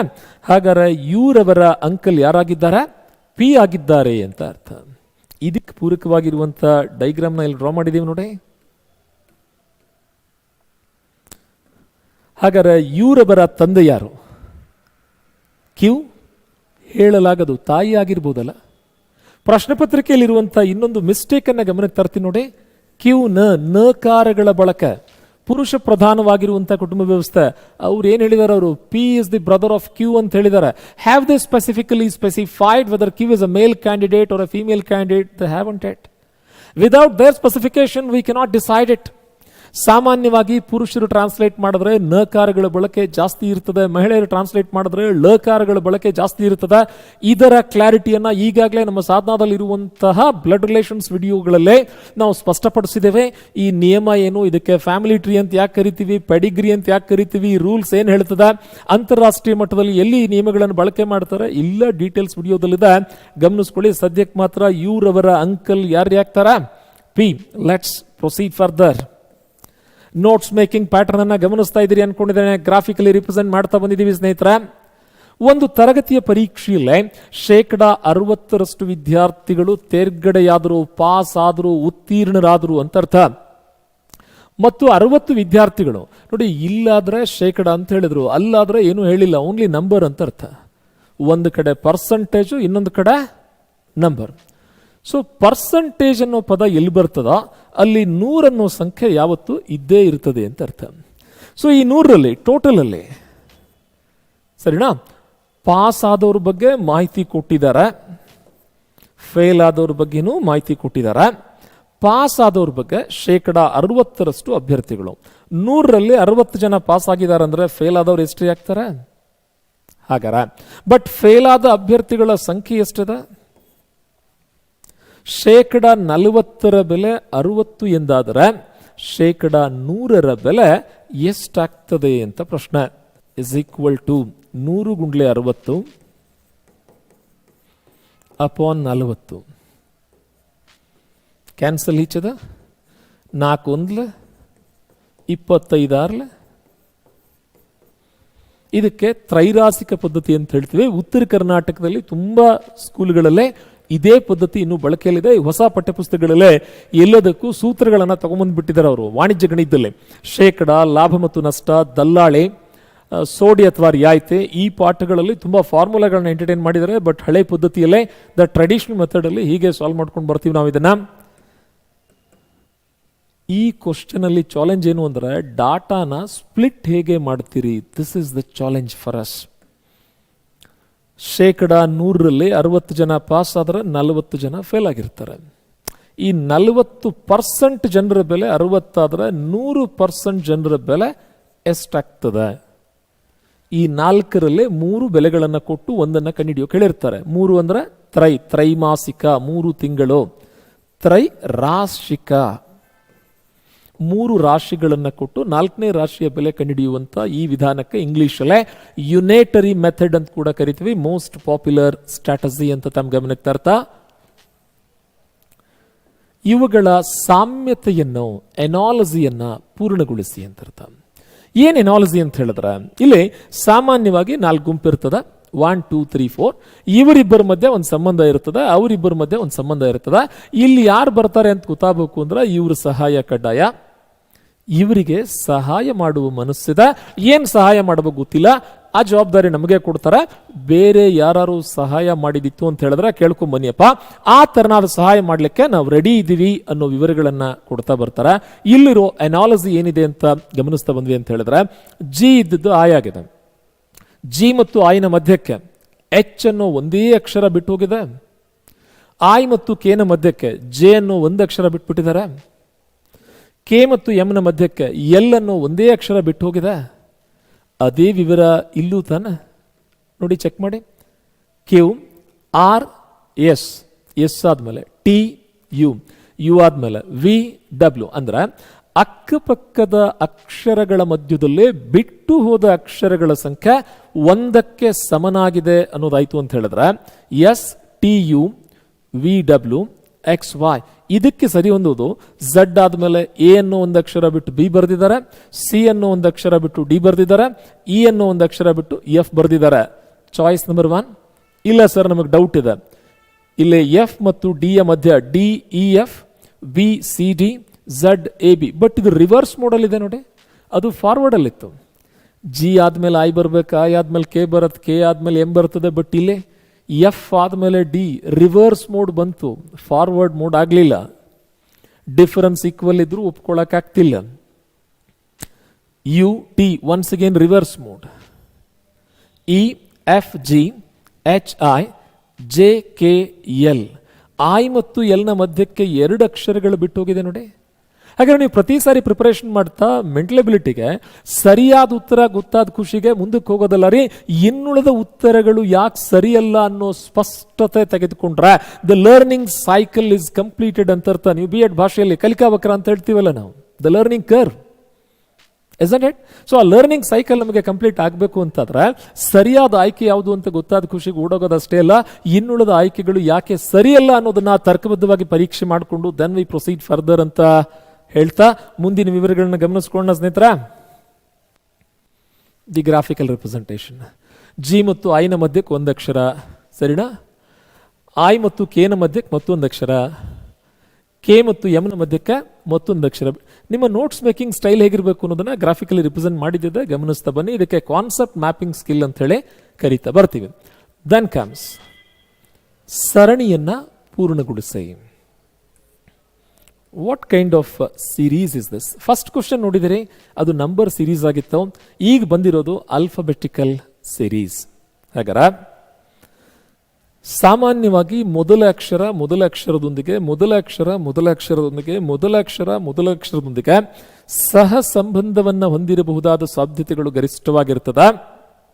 ಇದೇ ಮಾದರಿಯಲ್ಲೇ ಎರಡನೇ ಅಕ್ಷರಗಳೊಂದಿಗೆ ಮೂರನೇ ಅಕ್ಷರಗಳೊಂದಿಗೆ ಸಂಬಂಧವನ್ನು ಹೊಂದಿರಬಹುದಾದ ಸಾಧ್ಯತೆ ಹೆಚ್ಚು ಅನ್ನೋದನ್ನ ತಮ್ಮ ಗಮನಕ್ಕೆ ತರ್ತಾ, ಬಿ ಇದ್ದದ್ದು ಸಿ ಆಗಿದೆ, 1ನೇ ಅಕ್ಷರ. ಸಿ ಇದ್ದದ್ದು ಡಿ ಇ, 2ನೇ ಅಕ್ಷರ. ಇ ಇದ್ದದ್ದು ಎಫ್ ಜಿ ಎಚ್, ಮುಂದಿನ 3ನೇ ಅಕ್ಷರ. ಎಚ್ ಇದ್ದದ್ದು ಐ ಜೆ ಕೆ ಎಲ್, 4ನೇ ಅಕ್ಷರ ಎಲ್ ಆಗಿರಬೇಕು ಅಂತ ಅರ್ಥ. ಅರ್ಧ ಉತ್ತರ ಸಿಕ್ತು. ಉಳಿದ ಅರ್ಧ ಉತ್ತರ J K L +2, M N +2, O P +2, Q R +2. Answer is L R. Choice number 3. ಸ್ನೇಹಿತರೆ, ಫಾಲೋ ಆಗ್ತಾ ಇದೆಯಾ? Let us proceed further. ಮುಂದಿನ ವಿಷಯಗಳೇನು ಅಂತ ಗಮನಿಸ್ತಾ ಬಂದ್ರ, ಈಗಾಗಲೇ ತ್ರಿಭುಜಗಳ ಎಣಿಕೆ ಕುರಿತಾಗಿ ಪ್ರಶ್ನೆಯನ್ನು ಕೇಳಲಾಗಿತ್ತು. ಈ ಸಲ ಸಮಾಂತರ ಚತುರ್ಭುಜಗಳು, ಪ್ಯಾರಲೋಗ್ರಾಮ್ಸ್, ಸಮಾಂತರ ಚತುರ್ಭುಜಗಳ ಸಂಖ್ಯೆ ಎಷ್ಟು ಅನ್ನುವಂಥ ಪ್ರಶ್ನೆ. ಇದಕ್ಕೆ ಪೂರಕವಾಗಿರುವಂತಹ ಶಾರ್ಟ್ಕಟ್ ಏನನ್ನು ಹೇಳ್ತದ? ಈಗ ಇಲ್ಲಿರುವಂತಹ ಸಮಾಂತರ ಚತುರ್ಭುಜಗಳನ್ನು ಕಂಡುಹಿಡಿಯುವಂಥ ಶಾರ್ಟ್ಕಟ್ ವಿಧಾನ ಹೇಗಿದೆ ನೋಡಿ. 1 + 2 3, 3 + 3 is 6. ಸರ್ ಅವು 6 ಯಾವ್ಯಾವುದು ನಮಗೆ ಕನ್ಫ್ಯೂಸ್ ಆಗ್ತಾ ಇದೆ, ಕ್ಲಾರಿಟಿ ಕುಡೇ. ಹೆಸರು ಕೋಣ ಸಾಂಪ್ರದಾಯಿಕವಾಗಿ ಯಾವ್ಯಾವುದು? A, B, C. ಈ ಮೂರಂತೂ ಸ್ಪಷ್ಟವಾಗಿ ಕಣ್ಣಿಗೆ ಗೋಚರಿಸ್ತಾ ಇದ್ದಾವ ಸ್ನೇಹಿತರ. ಈ ಮೂರನ್ನ ಹೊರತುಪಡಿಸಿದ್ರ ಎ ಬಿ ಮತ್ತು ಬಿ ಸಿ ಇಲ್ಲಿದೆ ನೋಡಿ. ಎ ಬಿ ಮತ್ತು B C, is it right? ಇಲ್ಲ ಸರ್, ಎಲ್ಲಾ ಸೇರಿಸಿನೂ ಒಂದಾಗ್ತದೆ ಎ ಬಿ ಸಿ. ದೊಡ್ಡದಾಗಿರುವಂತ ಮತ್ತೊಂದು ಸಮಾಂತರ ಚತುರ್ಭುಜ ಟೋಟಲ್ ಕಟ್ಟಿ ಆಗಾರ 1 2 3 4 5 6 ಒಟ್ಟು 6 ಇದಾವ ತಾನೆ. ಮತ್ತು ಆವಾಗಲೂ ಅದನ್ನೇ ಹೇಳಿದ್ವಲ್ಲ, ಏನಂತ? 1 + 2 + 3 ಅಂತ. ಅದೇ ಮಾದರಿಯನ್ನು ಕಾಪಿ ಮಾಡಿಕೊಂಡು 1 + 2 + 3 + 4 ವಿಲ್ ಗಿವ್ ಅಸ್ ಒಟ್ಟು ಸಮಾಂತರ ಚತುರ್ಭುಜಗಳು 10 ತಾನೇ ಇದಾವೆ. ಇದರಿಂದ ಪ್ರಸ್ತುತ ಡೈಗ್ರಾಮ್ ಅಲ್ಲಿ ಈ ನೇಚರ್ ಇದೇ ಡೈಗ್ರಾಮ್ ತಾನೇ ಕೊಟ್ಟಿರೋದು. ತುಂಬಾ ಸಲ ರಿಪೀಟ್ ಆದ ಪ್ರಶ್ನೆ ರೀ, ತುಂಬಾ ಸಲ ರಿಪೀಟ್ ಆದ ಪ್ರಶ್ನೆ ಇದು.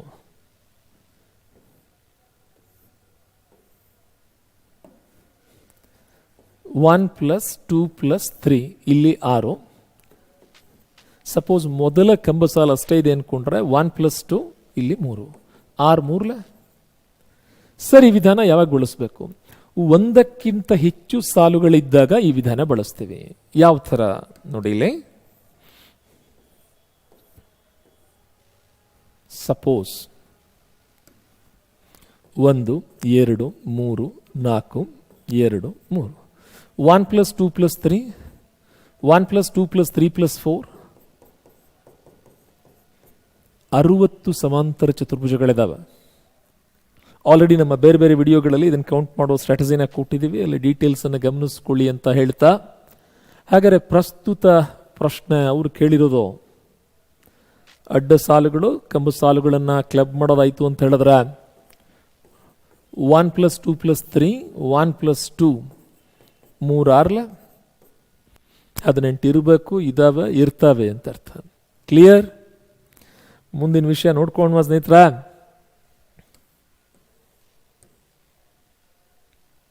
ಅರ್ಥಪೂರ್ಣ ಗಣಿತ ಸಮೀಕರಣವನ್ನು ಮಾಡುವುದಕ್ಕೆ ಕೊಟ್ಟಿರುವ ಯಾವ ಚಿಹ್ನೆಯ ಸಮೂಹವನ್ನ ಸ್ಟಾರ್ ಅಥವಾ ಆಸ್ಟರಿಸ್ಕ್ ಎಂಬ ಸಿಂಬಾಲ್ನಲ್ಲಿ ಬರೆಯೋಕೆ ಸಾಧ್ಯ ಅಂತ ಹೇಳಿ ಪ್ರಶ್ನೆ ಕೇಳಿದ್ದಾರೆ. ಇಲ್ಲಿ ಸಾಲ್ವ್ ಮಾಡಿರುವಂಥ ಡೀಟೇಲ್ಸ್ ಇದೆ ನೋಡಿ. 14 × 7 98 + 9 107 LHS ಎಡಭಾಗ. 112ರಲ್ಲಿ 5 ಮೈನಸ್ ಮಾಡಿದ್ರೆ 107, ಮಧ್ಯಕ್ಕೆ ಸಮ ಚಿಹ್ನೆ ಬರೆದ್ರೆ ಈಕ್ವೇಶನ್ ಸರಿಯಾಗತ್ತಾ? ಆಯ್ಕೆ ಮಾಡ್ಕೊಂಡು ಚಿಹ್ನೆಗಳು ಗುಣಾಕಾರ, ಸಂಕಲನ, ಸಮ ಮತ್ತು ವ್ಯವಕಲನ. ಗುಣಾಕಾರ, ಸಂಕಲನ, ಸಮ ಮತ್ತು ವ್ಯವಕಲನ. ಸೊ ಇದಕ್ಕೆ ಬೆಲೆ ತುಂಬೋ ವಿಧಾನ. ಮೊದಲನೇ ಆಯ್ಕೆಯಲ್ಲಿರುವಂಥ ಬೆಲೆಗಳನ್ನು ಭರ್ತಿ ಮಾಡಿ ನೋಡ್ತೀವಿ, ಎರಡನೇ ಆಯ್ಕೆ ಬೆಲೆಗಳನ್ನು ಭರ್ತಿ ಮಾಡಿ ಎಲ್ಲಿ ಆನ್ಸರ್ ಮ್ಯಾಚ್ ಆಗ್ತದೆ ಆ ಆನ್ಸರ್ ಸರಿ ಅಂತ ಒಪ್ಕೊಳ್ತೀವಿ. Let us proceed further. ಮುಂದಿನ ಆಯ್ಕೆಯನ್ನ ಗಮನಿಸಬಹುದಾ ಸ್ನೇಹಿತರ? ನೋಟ್ಸ್ ಮೇಕಿಂಗ್ ಸ್ಕಿಲ್ ಅನ್ನು ಕೂಡ ಗಮನಿಸ್ತಾ ಬನ್ನಿ ಅಂತ ಹೇಳ್ತಾ, ಇಲ್ಲಿ ಕೊಟ್ಟಿರುವ ಅಕ್ಷರಮಾಲೆಯಲ್ಲೇ ವಾಯ್ನಿಂದ ಮೊದಲು ಮಾಡಿ, ವಾಯ್ನಿಂದ ಆರಂಭಿಸಿ, beginning from the letter called Y. ಒಂದಾದ ನಂತರ ಒಂದು ಬರುವ ಎಲ್ಲ ಅಕ್ಷರಗಳನ್ನು ತೆಗೆದು ಹಾಕಿದ್ರ, ಡಿಲೀಟ್ ಮಾಡಿದ್ರ, ಹೊಡೆದು ಹಾಕಿದ್ರ, ಕ್ಯಾನ್ಸಲ್ ಮಾಡಿದ್ರ, ಅಳಿಸಿ ಹಾಕಿದ್ರ ಎಡಭಾಗದಿಂದ ಯಾವ ಅಕ್ಷರ 10ನೇ ಅಕ್ಷರ ಆಗ್ತದೆ ನೋಡಿ. ಮೂಲಾಕ್ಷರಗಳ ಪರೀಕ್ಷೆ ಎಂಬ ಅಧ್ಯಾಯದ ಪ್ರಶ್ನೆಗಳನ್ನು ಅತಿ ಹೆಚ್ಚು ಕೇಳುತ್ತಾ ಬಂದವರು ನಮ್ಮ ರಾಜ್ಯದಲ್ಲೇ ಪ್ರೌಢಶಾಲಾ ಶಿಕ್ಷಕರ ನೇಮಕಾತಿಯ ಪ್ರಶ್ನೆ ಪತ್ರಿಕೆ ಅಂತ ಹೇಳಿದ್ರೆ ತಪ್ಪಾಗ್ಲಾರ್ದು. isn't it? Right now further ಅವ್ರು ಹೇಳುವಂತ ವಾಯ್ ಅಕ್ಷರದಿಂದ ಹೊಡೆದಾಕ್ತಾ ಬಂದ್ರೆ ಒಂದಾದ ನಂತರ ಒಂದು ಬಿಟ್ಟು ಒಂದು ಅಂತ ಅರ್ಥ.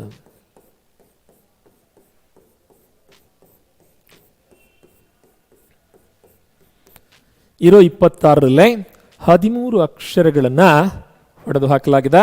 ಇನ್ನು ಉಳಿದಿರೋದು 13 ಅಕ್ಷರಗಳು ಮಾತ್ರ. ಈಗ ಇವುಗಳಲ್ಲೇ ಎಡಭಾಗದಿಂದ 10ನೇ ಅಕ್ಷರ, ಅವರು ಬರೀ ಎಡಭಾಗ ಅಂತಾದರೂ ಹೇಳಿ, ಅಕ್ಷರಗಳ ಎಡಭಾಗ ಅಂತಾದರೂ ಹೇಳಿ, ನಿಮ್ಮ ಎಡಭಾಗ ಅಂತಾದರೂ ಹೇಳಿ, ಪ್ರತಿ ಸಲ ವೀಕ್ಷಕರಾಗಿರುವ ಸಜೀವಿಗಳಾಗಿರುವ ನಾವುಗಳೆಲ್ಲ ನಮ್ಮ ಬಲ ದಿಕ್ಕನ್ನೇ ಬಲ ಎಂದು, ನಮ್ಮ ಎಡ ದಿಕ್ಕನ್ನೇ ಎಡ ಎಂದು ಪರಿಗಣಿಸಿ ಈ ಅಧ್ಯಾಯದ ಪ್ರಶ್ನೆಗಳಿಗೆ ಉತ್ತರ ಕೊಡೋದಾಯಿತು ಅಂತ ಹೇಳಿದ್ರೆ, ಎಡಭಾಗದಿಂದ 1 2 3 4 5 6 7 8 9 and 10 10ನೇ ಅಕ್ಷರ ಯಾವುದಾಗಿದೆ ಹೇಳಿ? Is it right? ಇಲ್ಲ ಸರ್, ನಮಗಿನ್ನೂ ಕ್ಲಾರಿಟಿ ಸಿಕ್ತಿಲ್ಲ. ಇಲ್ಲಿ ನೋಡ್ಕೊಡ್ರಪ್ಪ, you will get all the clarity. ಇದನ್ನೇ ನಾನು ನೋಟ್ಸ್ ಮೇಕಿಂಗ್ ಸ್ಟೈಲ್ ಅಂತ ಕರಿತಾ ಇರೋದು.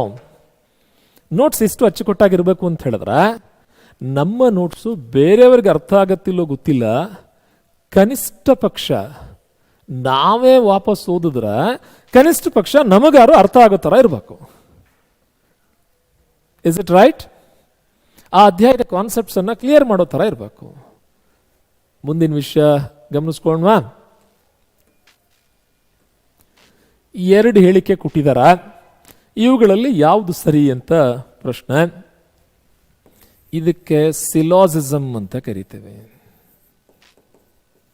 ಲಾಜಿಕಲ್ ಡಿಡಕ್ಷನ್ ಅಂತ ಬರ್ತದೆ. ಇದು ಕಡ್ಡಾಯವಾದ ಪಠ್ಯಕ್ರಮ ಎಲ್ಲ ಪರೀಕ್ಷೆಗಳಿಗೂ ಕೂಡ. 2016ರವರೆಗೆ ಗ್ರೂಪ್ ಡಿ ಅವರಿಗಿರಲಿಲ್ಲ, ಉಳಿದವರಿಗೆಲ್ಲ ಇತ್ತು. ಬಟ್ 2016 ರೈಲ್ವೆ ನೇಮಕಾತಿಯಿಂದ ಗ್ರೂಪ್ ಡಿ ಪರೀಕ್ಷೆಗಳಲ್ಲಿಯೂ ಕೂಡ ಈ ಪಠ್ಯಕ್ರಮವನ್ನು ಇನ್ಕ್ಲೂಡ್ ಮಾಡಿದ್ದಾರೆ. ಅಂದರೆ ಮೊದಲು ಏನು ಯೋಚನೆ ಇತ್ತು ಅಂತ ಹೇಳಿದ್ರೆ, ಸಿಲಾಜಿಸಮ್ ಅನ್ನುವಂಥದ್ದು ಆಫೀಸರ್ ಆಗ ಹೊರಟಿರುವಂಥವರಿಗೆ ಮಾತ್ರ ಇರಬೇಕಾದ ಸ್ಕಿಲ್ ಅಂತ. ಹಾಗಲ್ಲ, ಸಿಲಾಜಿಸಮ್ ಇಸ್ ಅ ಕಾಮನ್ ಸೆನ್ಸ್, ಪ್ರತಿಯೊಬ್ಬರಿಗೂ ಇರಬೇಕಾದ ಸ್ಕಿಲ್ ಅಂತ. ಈ ಸಿಲಾಜಿಸಮ್ಗೆ ಸಂಬಂಧಪಟ್ಟಂತೆ ಭಾರತದಾದ್ಯಂತ ಸರಿಯಾದ ಕೀ ಆನ್ಸರ್ ಕೊಟ್ಟಂತ ಪರೀಕ್ಷೆಗಳು ಅಂದ್ರೆ ಒಂದು ಬ್ಯಾಂಕ್ ಪರೀಕ್ಷೆಗಳು ಬಿಟ್ಟರೆ MBA ಎಂಟ್ರನ್ಸ್ ಎಕ್ಸಾಮಿನೇಷನ್. ಉಳಿದಲ್ಲಿ ಆನ್ಸರ್ಗಳಲ್ಲಿ ಬಹಳಷ್ಟು ಗೊಂದಲ. ನಮ್ಮ ರಾಜ್ಯದಲ್ಲೂ ಕೂಡ ಪ್ರೌಢಶಾಲಾ ಶಿಕ್ಷಕರ ನೇಮಕಾತಿ ಕೇಳ್ತಾ ಇದ್ದಂಥ ಈ ಪ್ರಶ್ನೆಗಳನ್ನು ಮಧ್ಯಕ್ಕೆ ಕೇಳೋದೇ ನಿಲ್ಲಿಸ್ಬಿಟ್ಟಿದ್ದಾರೆ. ಯಾಕೆ ಅಂತ ಗೊತ್ತಿಲ್ಲ ನನಗೆ. ಕಾರಣ ಏನು ಅಂದ್ರೆ, ಸಿಲಾಜಿಸಮ್ ಅನ್ನೋದೊಂದು ಪಾಶ್ಚಿಮಾತ್ಯ ಸಿದ್ಧಾಂತ ಆಗಿದ್ದು, ಅದಕ್ಕೆ ಪೂರಕವಾಗಿರುವಂಥ ನೋಟ್ಸ್ಗಳ ಅವೈಲಬಿಲಿಟಿ ನಮ್ಮಲ್ಲಿಲ್ಲ. ಕೋಚಿಂಗ್ ಸೆಂಟರ್ಸ್ಗಳಲ್ಲೂ ಕೂಡ ಕಾನ್ಸೆಪ್ಟ್ ಕ್ಲಿಯರ್ ಆಗಲ್ಲ. ತುಂಬ ಜನ ಅಭ್ಯರ್ಥಿಗಳು ನೆಟ್ ಸೆಟ್ ಎಕ್ಸಾಮ್ ಬರೆಯುವಂಥವ್ರಿಗೂ ಕೂಡ 5 ಮಾರ್ಕ್ಸ್ ಇರ್ತದೆ. ಬಟ್ ಕಾನ್ಸೆಪ್ಚುವಲ್ ಕ್ಲಾರಿಟಿ ಇಲ್ಲದೆ ಇರೋದ್ರಿಂದ ಬಹಳಷ್ಟು ಜನ ಪ್ರಶ್ನೆಗಳನ್ನು ಬಿಟ್ಬಿರುವಂತಹ ಸಾಧ್ಯತೆ ಜಾಸ್ತಿ ಇರ್ತದೆ. ಕೆಲವು ಪುಸ್ತಕ ಹಕ್ಕಿಗಳಾಗಿವೆ, ಕೆಲವು ಹಕ್ಕಿಗಳು ಮರಗಳಾಗಿವೆ. ಬಿಡಿಸಬಹುದಾದ ವಿಧಾನ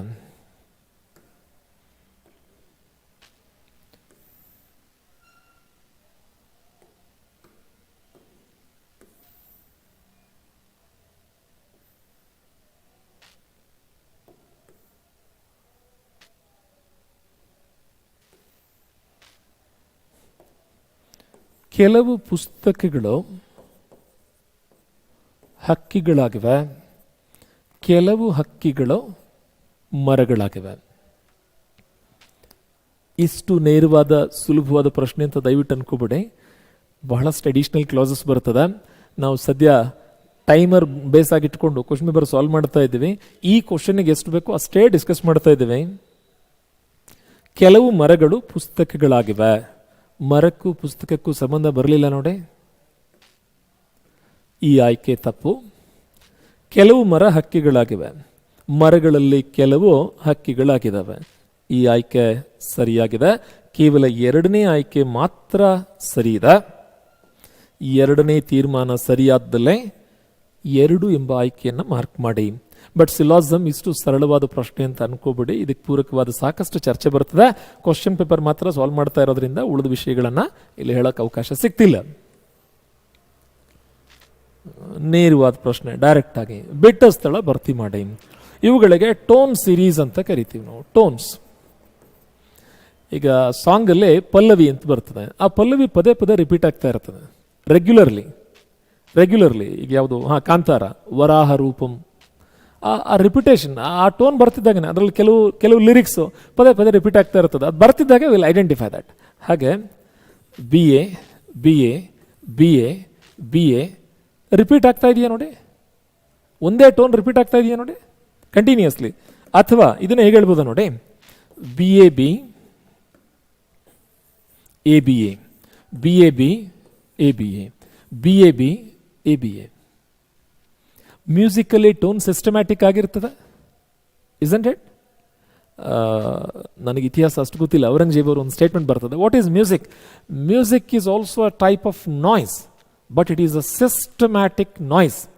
ಔರಂಗಜೇಬ್ ಅವರು ಸಂಗೀತದ ಬಗ್ಗೆ ಒಂದು ಹೇಳಿಕೆ ಕೊಡ್ತಾರೆ. ಏನು ಸಂಗೀತ ಅಂದರೆ ಅದು ಒಂದು ಗದ್ಲ, ಬಟ್ ಆ ಗದ್ಲ ವ್ಯವಸ್ಥಿತವಾಗಿರ್ತದೆ ಅನ್ನೋದು ಔರಂಗಜೇಬ್ರವರ ಒಂದು ಹೇಳಿಕೆ.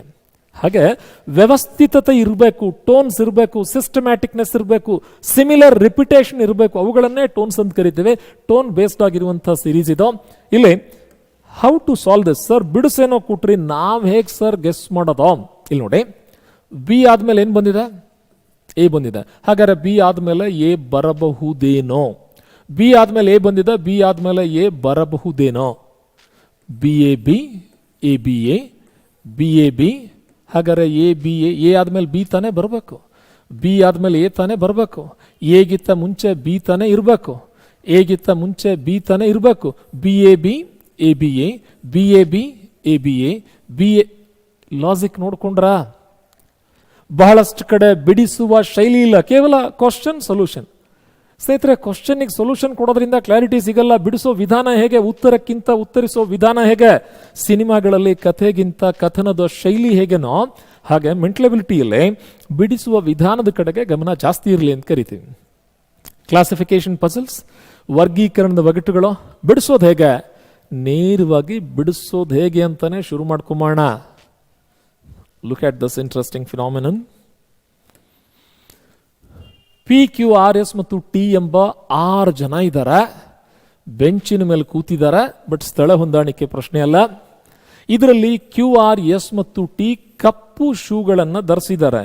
ಕ್ಯೂ, ಆರ್, ಎಸ್, ಟಿ ಶೂಸ್ಗಳಲ್ಲಿ ಕ್ಯೂ, ಆರ್, ಎಸ್, ಟಿ ಕಪ್ಪು ಶೂಗಳನ್ನು ಧರಿಸಿದ್ದಾರೆ ಅಂತ ಅರ್ಥ. ಉಳಿದಿರೋರಿಬ್ರು ಬಿಳಿ ಶೂಸ್ಗಳನ್ನು ಧರಿಸಿದ್ದಾರೆ. ಹೇಗೆ? Q, R, S, T black shoes ಧರಿಸಿದ್ದಾರೆ ಅಂತ ಹೇಳಿದ್ರೆ ಅವರು ವೈಟ್ ಧರಿಸಿರೋಕೆ ಸಾಧ್ಯ ಇಲ್ಲ. ಅವ್ರು ವೈಟ್ ಧರಿಸಿಲ್ಲ ಅಂತ ಹೇಳಿದ್ರೆ ಉಳಿದವರು ವೈಟ್ ಧರಿಸಿದ್ದಾರೆ ಅಂತ ತಾನೇ ಅರ್ಥ. Look at this. ಆರ್ ಮತ್ತು ಟಿ ರವರು ಯುವಕರು, ಆರ್ ರವರು ಯುವಕ ಯುತ್, ಟಿ ರವರು ಯುವಕ ಯುತ್. ಈಗಾಗಲೇ ಯುವಕರಾಗಿರೋರು ಅದೇ ಟೈಮ್ಗೆ ಮುದುಕರಾಗಿರೋಕೆ ಸಾಧ್ಯ ಇಲ್ಲ. Is it correct? ಈಗಾಗಲೇ ಯುವಕರಾಗಿರೋರು ಮುದುಕರಂತೂ ಅಲ್ಲ. ಹಾಗಾದ್ರೆ ಇವರಿಬ್ಬರನ್ನ ಬಿಟ್ಟು ಉಳಿದವರೆಲ್ಲ ಹಿರಿಯರು, ದೊಡ್ಡವರು, ಸೀನಿಯರ್ಸ್ ಅಥವಾ ವೃದ್ಧರು ಅಂತ ಅರ್ಥ. ಓ ಆರ್ ಮತ್ತು ಕ್ಯೂ ಕನ್ನಡಕವನ್ನು ಬಳಸ್ತಾರೆ. ಸ್ಪೆಕ್ಟಾಕಲ್ಸ್. ಯಾರ್ಯಾರು? ಓರವರು, ಆರ್ ಮತ್ತು ಕ್ಯೂರವರು. ಇವರೆಲ್ಲ ಸ್ಪೆಕ್ಟ್ ಬಳಸ್ತಾರೆ. ಒಂದು ಕಡೆ ರೈಟ್ ಇದ್ರೆ, ಒಂದು ಕಡೆ ರಾಂಗ್ ಇದ್ರೆ. Is that clear? This is what we call as analysis. ಇದಕ್ಕೆ ಪ್ರಾಬ್ಲಮ್ ಸಾಲ್ವಿಂಗ್ ಸ್ಟ್ರಾಟಜಿ ಅಂತ ಕೂಡ ಕರಿತೀವಿ. ನೀವು ಸೈಕಾಲಜಿಯಲ್ಲೇ ಗೆಸ್ಟಾಲ್ಟಿಸಮ್ ಓದ್ತೀರಿ. ಬಿಡಿ ಬಿಡಿಯಾಗಿ ಕೊಟ್ಟ ಮಾಹಿತಿಯನ್ನು ಇಡಿಯಾಗಿ ಸಮಗ್ರವಾಗಿ ಗ್ರಹಿಸುವ ಶೈಲಿ ಅಂತ ಕೂಡ ನಾವು ನೋಡೋದಾಯ್ತು ಅಂತ ಹೇಳಿದ್ರೆ. Let's proceed further. ಈಗ ಈ ಚಾರ್ಟ್ ನೋಡಿ ಉತ್ತರ ಕೊಡಿ. ಎಸ್ ಫ್ರೆಂಡ್ಸ್, ಪ್ರಶ್ನೆ ಏನಿದೆ ನೋಡಿ. ಕನ್ನಡಕವನ್ನ ಬಳಸದ, the person who won't make use of the spectacles ಅಂದ್ರ ಇವರಂತೂ ಬರಲ್ಲ, ಇವ್ರು ಬರಲ್ಲ, ಅವರೂ ಬರಲ್ಲ. ಕನ್ನಡಕವನ್ನ ಬಳಸದ ವ್ಯಕ್ತಿಗಳು ಇವರಲ್ಲೇ ಕಪ್ಪು ಶೂ ಧರಿಸಿರುವ ಬ್ಲ್ಯಾಕ್ ಶೂಸ್ ಅನ್ನ, ಇವರಂತೂ ಬ್ಲ್ಯಾಕ್ ಧರಿಸಿಲ್ಲ. ಬ್ಲ್ಯಾಕ್ ಶೂಸ್ ಅನ್ನು ಧರಿಸಿರುವಂತಹ, ಕನ್ನಡಕವನ್ನು ಹಾಕದ ಬ್ಲ್ಯಾಕ್ ಶೂ ಧರಿಸಿರುವಂತಹ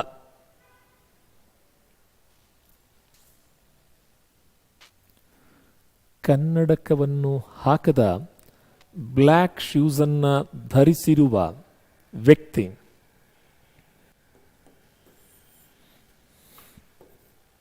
ಬಹುಶಃ ಯುವಕ ಅಥವಾ ವೃದ್ಧ. ಆ ಸ್ಪಷ್ಟತೆ ಇಲ್ಲ ನೋಡಿ. ಯುವಕ ಅಥವಾ ವೃದ್ಧ, ಅದಕ್ಕೆ ತಕ್ಕಂತೆ ಉತ್ತರ ಬದಲಾಗ್ತದೆ.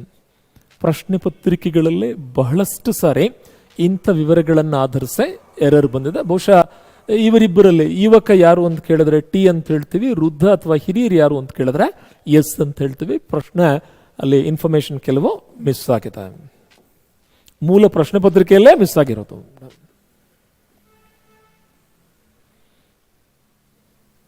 ಈ ಸಾರಿ ಸ್ಪಷ್ಟತೆ ಇದೆ ನೋಡಿ. ಕನ್ನಡಕವನ್ನ ಧರಿಸದೇ ಇರುವ ಯಾರ್ಯಾರು? ಪಿ ರವರು, ಎಸ್ ರವರು, ಟಿ ರವರು. ಕಪ್ಪು ಶೂ ಧರಿಸಿರುವ ಇವರಿಬ್ಬರು. ಅಂತಹ ಯುವಕ ಯಾರು? ಯಂಗ್ಸ್ಟರ್. ಈ ಸಾರಿ ಉತ್ತರದ ಸ್ಪಷ್ಟತೆ ಟಿ ಅಂತ ಬಂತು ನೋಡಿ. ಪ್ರಶ್ನೆ ಪೂರ್ತಿಯಾಗಿತ್ತು, ಪ್ರಶ್ನೆ ಸರಿಯಾಗಿತ್ತು, ಉತ್ತರ ಕೂಡ ಸರಿಯಾಗಿ ಖಂಡಿತ ಬಂದೇ ಬರ್ತದೆ. Let's proceed now. ಪುನಃ ವೆನ್ನಕ್ಷೆಗೆ ಸಂಬಂಧಪಟ್ಟಂತ ಮತ್ತೊಂದು ಪ್ರಶ್ನೆ ಸ್ನೇಹಿತರ. ಇಲ್ಲಿ ತ್ರಿಭುಜ ಗ್ರಾಮಸ್ಥರನ್ನ, ಚೌಕ ಅಕ್ಷರಸ್ಥರನ್ನ, ಸಮಾಂತರ ಚತುರ್ಭುಜ ಆಟಗಾರರನ್ನ ಮತ್ತು ವೃತ್ತ ಕಾರ್ಖಾನೆಯಲ್ಲಿ ಕೆಲಸ ಮಾಡುವವರನ್ನ ಪ್ರತಿನಿಧಿಸಿದರ ಹಳ್ಳಿಯಲ್ಲಿರಬೇಕು ಅನ್ನೋದಾಯ್ತು ಅಂದ್ರೆ, ಗ್ರಾಮದಲ್ಲಿ ಇರಬೇಕು ಅನ್ನೋದಾಯ್ತು ಅಂದ್ರೆ ತ್ರಿಭುಜದಲ್ಲಿ ಮಾತ್ರ ಇರಬೇಕಾ? ಜೊತೆಗೆ ಅಕ್ಷರಸ್ಥರು ಚೌಕದಲ್ಲಿ ತಾನೇ ಇರಬೇಕಾ? ಈಗ ಇವ್ರನ್ನೆಲ್ಲ ತೆಗೆದಾಕ್ತಾ ಹೋಗ್ತಾ ಇದ್ದೀವಿ.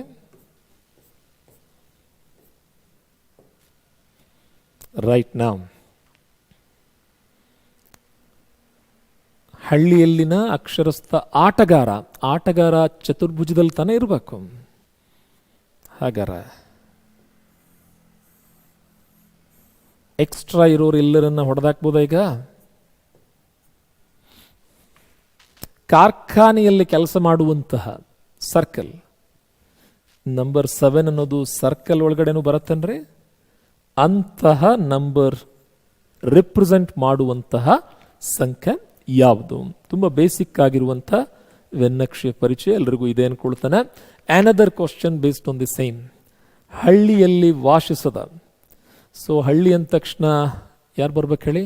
ತ್ರಿಭುಜವನ್ನು ಹೊರತುಪಡಿಸಿ ಹಳ್ಳಿಯಲ್ಲಿ ವಾಸಿಸಿದ, ತ್ರಿಭುಜ ಬಿಟ್ಟು ಕಾರ್ಖಾನೆಯಲ್ಲಿ ಕೆಲಸ ಮಾಡುವ ಅಕ್ಷರಸ್ಥ ಆಟಗಾರ ತ್ರಿಭುಜದಲ್ಲಿ ಬರಬಾರ್ದು. ಇನ್ನುಳಿದ 3 ಆಕೃತಿಯಲ್ಲಿ ಇರಬೇಕು ಅಂದ್ರೆ ಇಟ್ಸ್ ಓನ್ಲಿ ನಂಬರ್ 10. ಅದನ್ನೇ ತಾನೇ ಪ್ರಶ್ನೆ ಕೇಳಿದ್ದವರು. Isn't it? ನೋಡ್ಕೊಳ್ಳಿ ಒಂದ್ಸರಿ. ವೆನ್ ಡಯಾಗ್ರಾಮ್ ತುಂಬಾ ಬೇಸಿಕ್ ಆದ ಕಾನ್ಸೆಪ್ಟ್ ಇದೆ.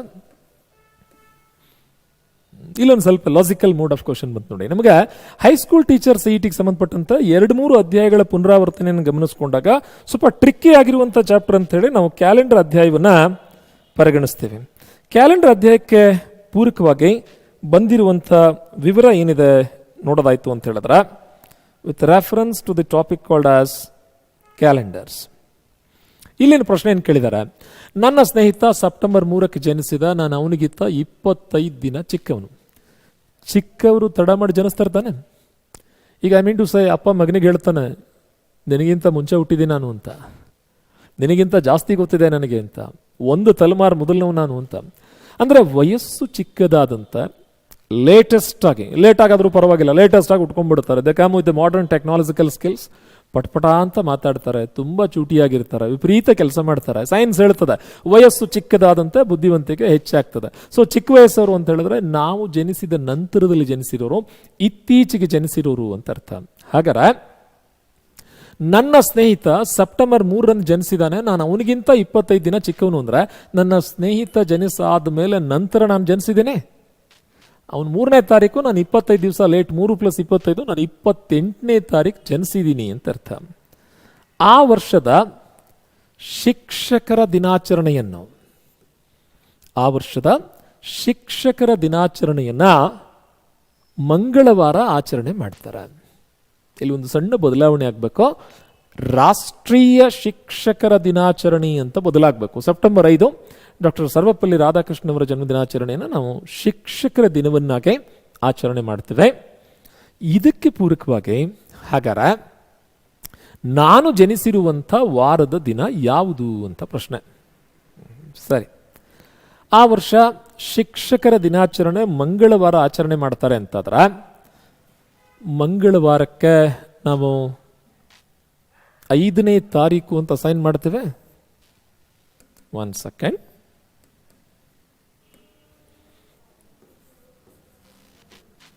ನಾಲ್ಕನೇ ತಾರೀಕು, 3ನೇ ತಾರೀಕು, 2, 1.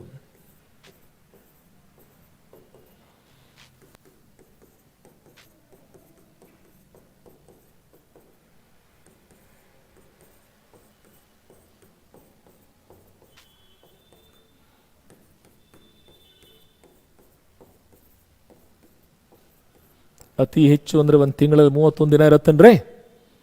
ಹಾಗಾದ್ರೆ ನಾನು ಜನಿಸಿರುವಂಥ ವಾರ 28ನೇ ತಾರೀಕು ಯಾವ ವಾರ ಆಗಿರ್ತದ? ಗುರುವಾರ ಆಗಿರ್ತದೆ ಅಂತ ಅರ್ಥ. ಸರ್ ಎಕ್ಸಾಮಲ್ಲಿ ಇಷ್ಟೆಲ್ಲ ಸಾಲ್ವ್ ಮಾಡ್ಲಿಕ್ಕೆ ಟೈಮ್ ಇರಲ್ಲ sir, what is the logic behind it? ಹೇಗೆ ಬಿಡಿಸ್ಕೊಳ್ಳೋಣ ಇದನ್ನ? ಅವ್ರು ಹೇಳಿರುವಂತೆ ಸೆಪ್ಟೆಂಬರ್ 5ನೇ ತಾರೀಕು ಮಂಗಳವಾರ +7 +7 +7 27 28. ನನ್ನ ಫ್ರೆಂಡ್ ಜನಿಸಿದ್ದು 3ನೇ ತಾರೀಕು, ನಾನು 25 ದಿವಸ ಆದಮೇಲೆ 3 + 25 28, 28ನೇ ತಾರೀಕು ಗುರುವಾರ. So the answer is Thursday ಅಂತ ಅರ್ಥ. ಯಾವುದೇ ಕ್ಯಾಲೆಂಡರ್ನಲ್ಲೇ ಅಕ್ಕಪಕ್ಕದ ದಿನಾಂಕಗಳ ಮಧ್ಯದ ವ್ಯತ್ಯಾಸ ಇದ್ರೆ 7 ಆಗಿರ್ತದೆ, ಇಲ್ಲ 1 ಆಗಿರ್ತದೆ. 1 ಯಾವಾಗ ಆಗತ್ತೆ? 4 + 1 5 + 1 6 + 1 +7 +7 +7 -7 -7 -7. ಕ್ಯಾಲೆಂಡರ್ನ ಅಬ್ಸರ್ವ್ ಮಾಡಿದಾಗ ಕಂಡು ಬರುವಂಥ ರೀತಿ ನಂಬರ್ ಸಿಸ್ಟಮ್ ಬೇಸಾಗಿ ಇಟ್ಕೊಂಡು ಐದರ್ 1 or 7 ಅನ್ನೋದನ್ನು ಗಮನದೊಳಗೆ ಇಟ್ಕೊಂಡು ಆನ್ಸರ್ ಅಂತ ಅರ್ಥ. Are you following this? ಇಷ್ಟು ಫಾಲೋ ಆಗ್ತಾ ಇದೆಯಾ ಸ್ನೇಹಿತರೆ? ಮುಂದಿನ ವಿಷಯದ ಬಗ್ಗೆ ಮಾತಾಡೋಣ. ಎಸ್, ನೋಟ್ಸ್ ಮೇಕಿಂಗ್ ಕೂಡ ಒಂದು ಸ್ಕಿಲ್ನೇ. Let us proceed further.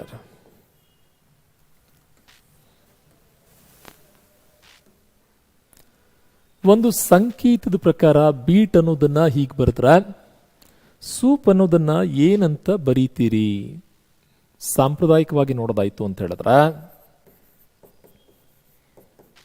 ಬೀಟನ್ನ ಸರಿ. ಹಾಗಾದ್ರೆ ಸಾಮಾನ್ಯವಾಗಿ ಮೊದಲ ಗುಂಪಿನ ಮೊದಲ ಅಕ್ಷರ ಎರಡನೇ ಗುಂಪಿನ ಮೊದಲ ಅಕ್ಷರದೊಂದಿಗೆ ಸಹ ಸಂಬಂಧವನ್ನು ಹೊಂದಿರಬಹುದಾದ ಸಾಧ್ಯತೆ ಗರಿಷ್ಠವಾಗಿರುತ್ತದೆ. ಬಿ ಇದ್ದದ್ದು ಡಿ ಆಗಿದೆ ಅಂದ್ರೆ CD +2. ಎರಡನೇ ಅಕ್ಷರದೊಂದಿಗೆ ಇ ಅನ್ನೋದು ಹೆಚ್ಚಾಗಿದೆ ಅಂದ್ರೆ FGH. ಮೂರನೇ ಅಕ್ಷರದೊಂದಿಗೆ ಎ ಅನ್ನೋದು BCDE, UVWXY. ಸರ್ ನಮಗೆ ಯಾಕೋ ಆ ಸ್ಪಷ್ಟತೆ ಸಿಕ್ತಿಲ್ಲ. 1 ಸೆಕೆಂಡ್. ಇದೇ ನಂಬರ್ಸ್ ಕಾಪಿ ಮಾಡ್ತೇವೆ. ಎಸ್ ಆದ್ಮೇಲೆ ಎರಡನೇ ಅಕ್ಷರ TU, O ಆದ್ಮೇಲೆ ಮೂರನೇ ಅಕ್ಷರ PQR, ದೆನ್ ಯು ಆದ್ಮೇಲೆ ನಾಲ್ಕನೇ ಅಕ್ಷರ VWXY, ಪಿ ಆದ್ಮೇಲೆ ಐದನೇ ಅಕ್ಷರ QRSTU,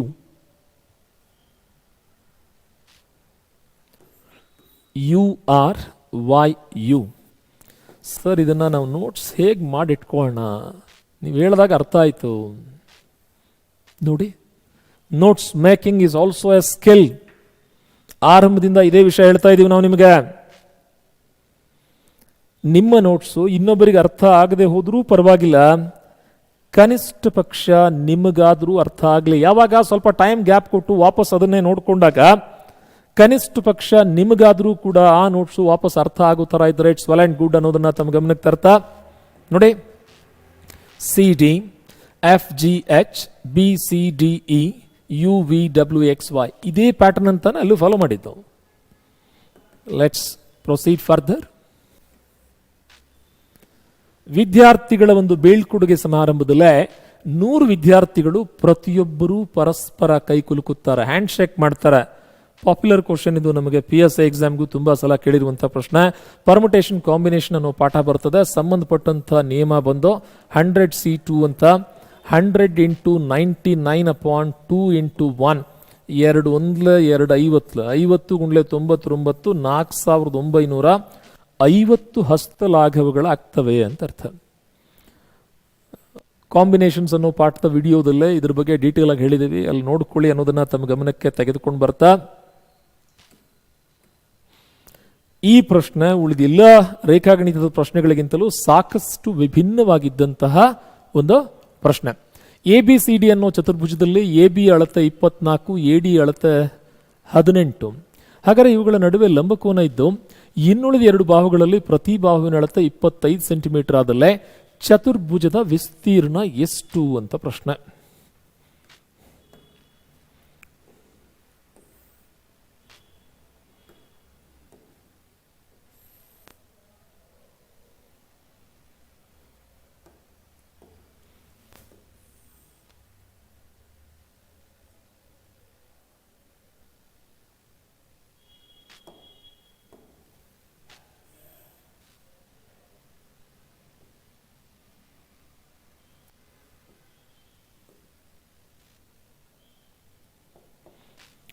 ಒಂದು ಕಚ್ಚಾ ಆಕೃತಿಯನ್ನು ಸಿದ್ಧಪಡಿಸ್ಕೊಳ್ಳೋದಾಯಿತು ಅಂದ್ರೆ 18 ಸೆಂಟಿಮೀಟರ್ 24, AB ಅಳತೆ 24,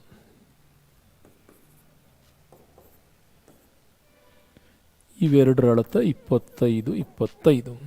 ಹೀಗಿದ್ದಾಗ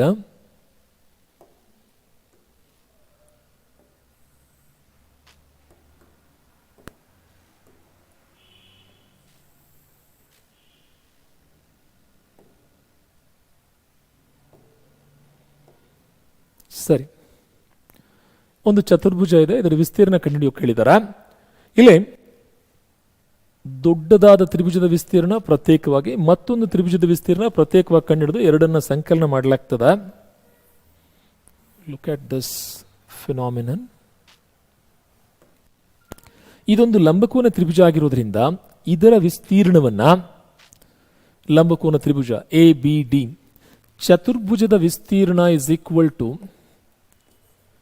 ABD ಯ ವಿಸ್ತೀರ್ಣ ಮತ್ತು BCD ಯ ವಿಸ್ತೀರ್ಣ.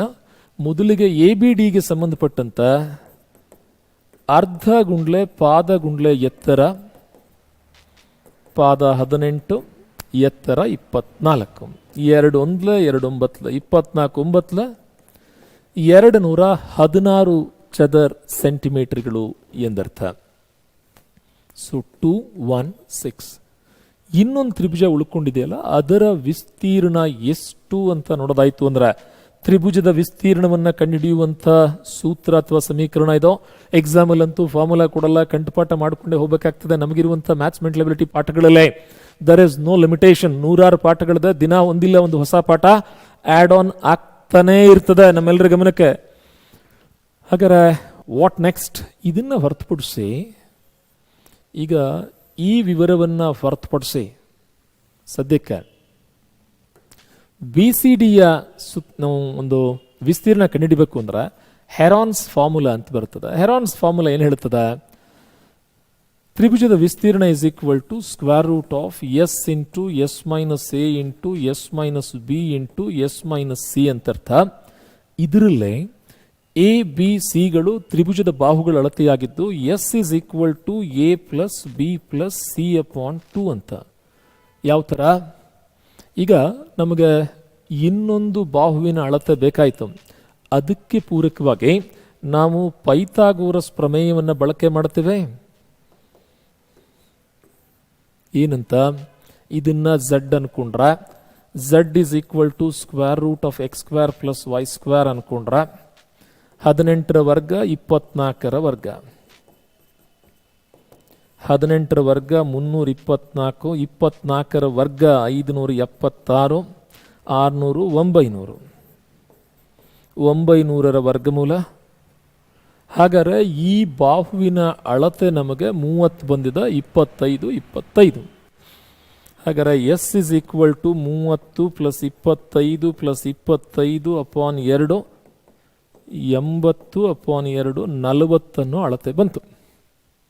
ಸ್ನೇಹಿತರೆ, it's the nature of geometry. ನಾವು ಬಹಳಷ್ಟು ಸಾರಿ ಬೇರೆ ಬೇರೆ ಕಾಂಪಿಟೇಟಿವ್ ಎಕ್ಸಾಮ್ಸಿಗೆ ಪ್ರಿಪೇರ್ ಮಾಡೋರು ಜಾಮೆಟ್ರಿನ ಕಡೆಗಣಿಸಿದ್ದೇವೆ. ಏರಿಯಾ ಆ್ಯಂಡ್ ವಾಲ್ಯೂಮ್, ಮೆನ್ಸುರೇಷನ್, ಕ್ಷೇತ್ರ ಗಣಿತ ಎಂಬ ಪಾಠಕ್ಕೆ ಸಂಬಂಧಪಟ್ಟಂಥ ವಿವರ ಇದೆ.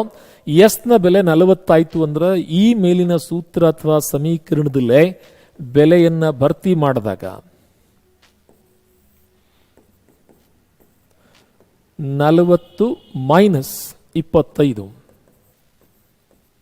40 ಮೈನಸ್ 25, 40 ಮೈನಸ್ 30, ಈಗ ತಾನೇ ಕಂಡು ಹಿಡಿದ್ರಲ್ಲ. 40 ಇಂಟು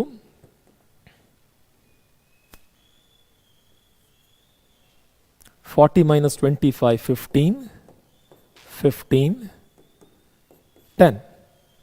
ಹಾಗಾದರೆ ಇದರ ಸಂಕ್ಷೇಪಿಸುವಿಕೆ ಎಷ್ಟಾಗ್ತದೆ ಅನ್ನೋದು ಲೆಕ್ಕಕ್ಕೆ ತೆಗೆದುಕೊಂಡ್ರೆ 4ರ ವರ್ಗಮೂಲ 2, 100ರ ವರ್ಗಮೂಲ 10, 15 ಗುಂಡ್ಲೆ 15ರ ವರ್ಗಮೂಲ 15, ಟೋಟಲ್ 300 ಬರ್ತದೆ. ಯಾವುದ್ರದ್ದು ವಿಸ್ತೀರ್ಣ ಇದೋ ತ್ರಿಭುಜ ಬಿ ಸಿ ಡಿಯ ವಿಸ್ತೀರ್ಣ 300 ಬರ್ತದೆ. 300 ಪ್ಲಸ್ 216, 500. ಸ್ನೇಹಿತರ, ಏರಿಯಾಗೋಸ್ಕರ ಒಂದು ಸಪರೇಟ್ ವಿಡಿಯೋ ಮಾಡ್ತೀವಿ, ಅಲ್ಲಿ ಇದರ ಡೀಟೇಲ್ಸ್ ಅನ್ನು ನೋಡ್ಕೊಂಡು ಸದ್ಯ ಪ್ರಾಬ್ಲಮ್ ಸಾಲ್ವ್ ಮಾಡ್ತಾ ಇದ್ವಿ. ಆನ್ಸರ್ ಬಂದು 516 ಅಂತ. ಬೇಕಾದ್ರೆ ವಿಡಿಯೋನ ರಿಪೀಟ್ ಮಾಡಿ ರಿವ್ಯೂ ಮಾಡ್ಕೊಂಡು ನೋಡಿ, then you decide. So the answer is 516 square centimetre. Centimetre ಕೊಟ್ರೆ ಸೆಂಟಿಮೀಟರಲ್ಲೇ, ಮೀಟರ್ ಕೊಟ್ರೆ ಮೀಟರಲ್ಲೇ, ಫೀಟ್ ಕೊಟ್ರೆ ಫೀಟಲ್ಲಿ ಬರೀತಾ ಬರ್ತೀವಿ.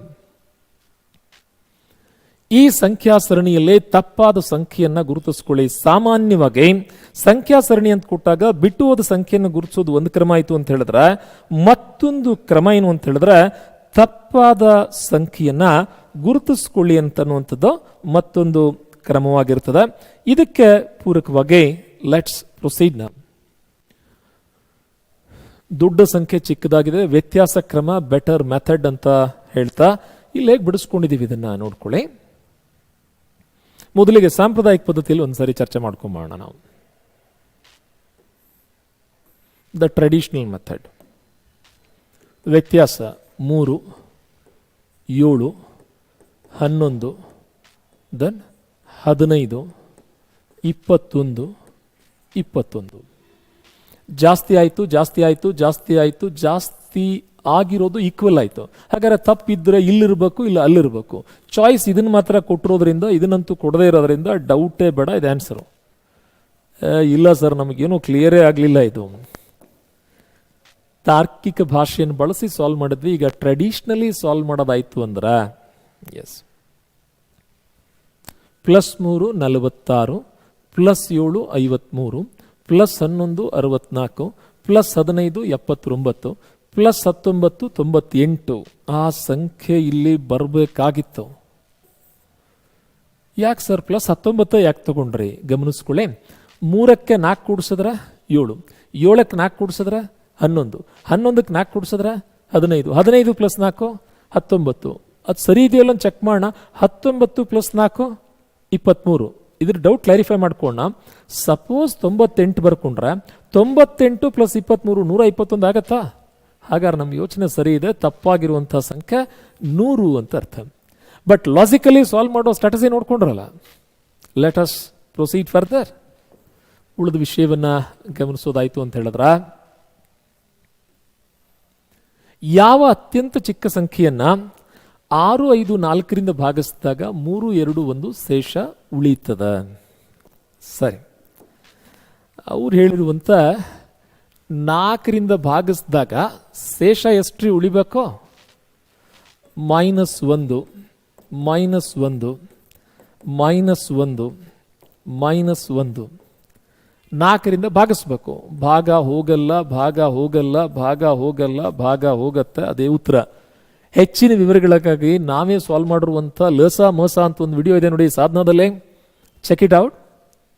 ಎಸ್, ಈ ಸ್ಪೀಡಲ್ಲಿ ಹೋದ್ರೆ ನಾವು ಅವರು ಎಕ್ಸ್ಪೆಕ್ಟ್ ಮಾಡಿರುವಂಥ ಟೈಮಿಂಗಲ್ಲಿ ಉತ್ತರ ಕೊಡ್ಲಿಕ್ಕೆ ಸಾಧ್ಯ ಇದೆ.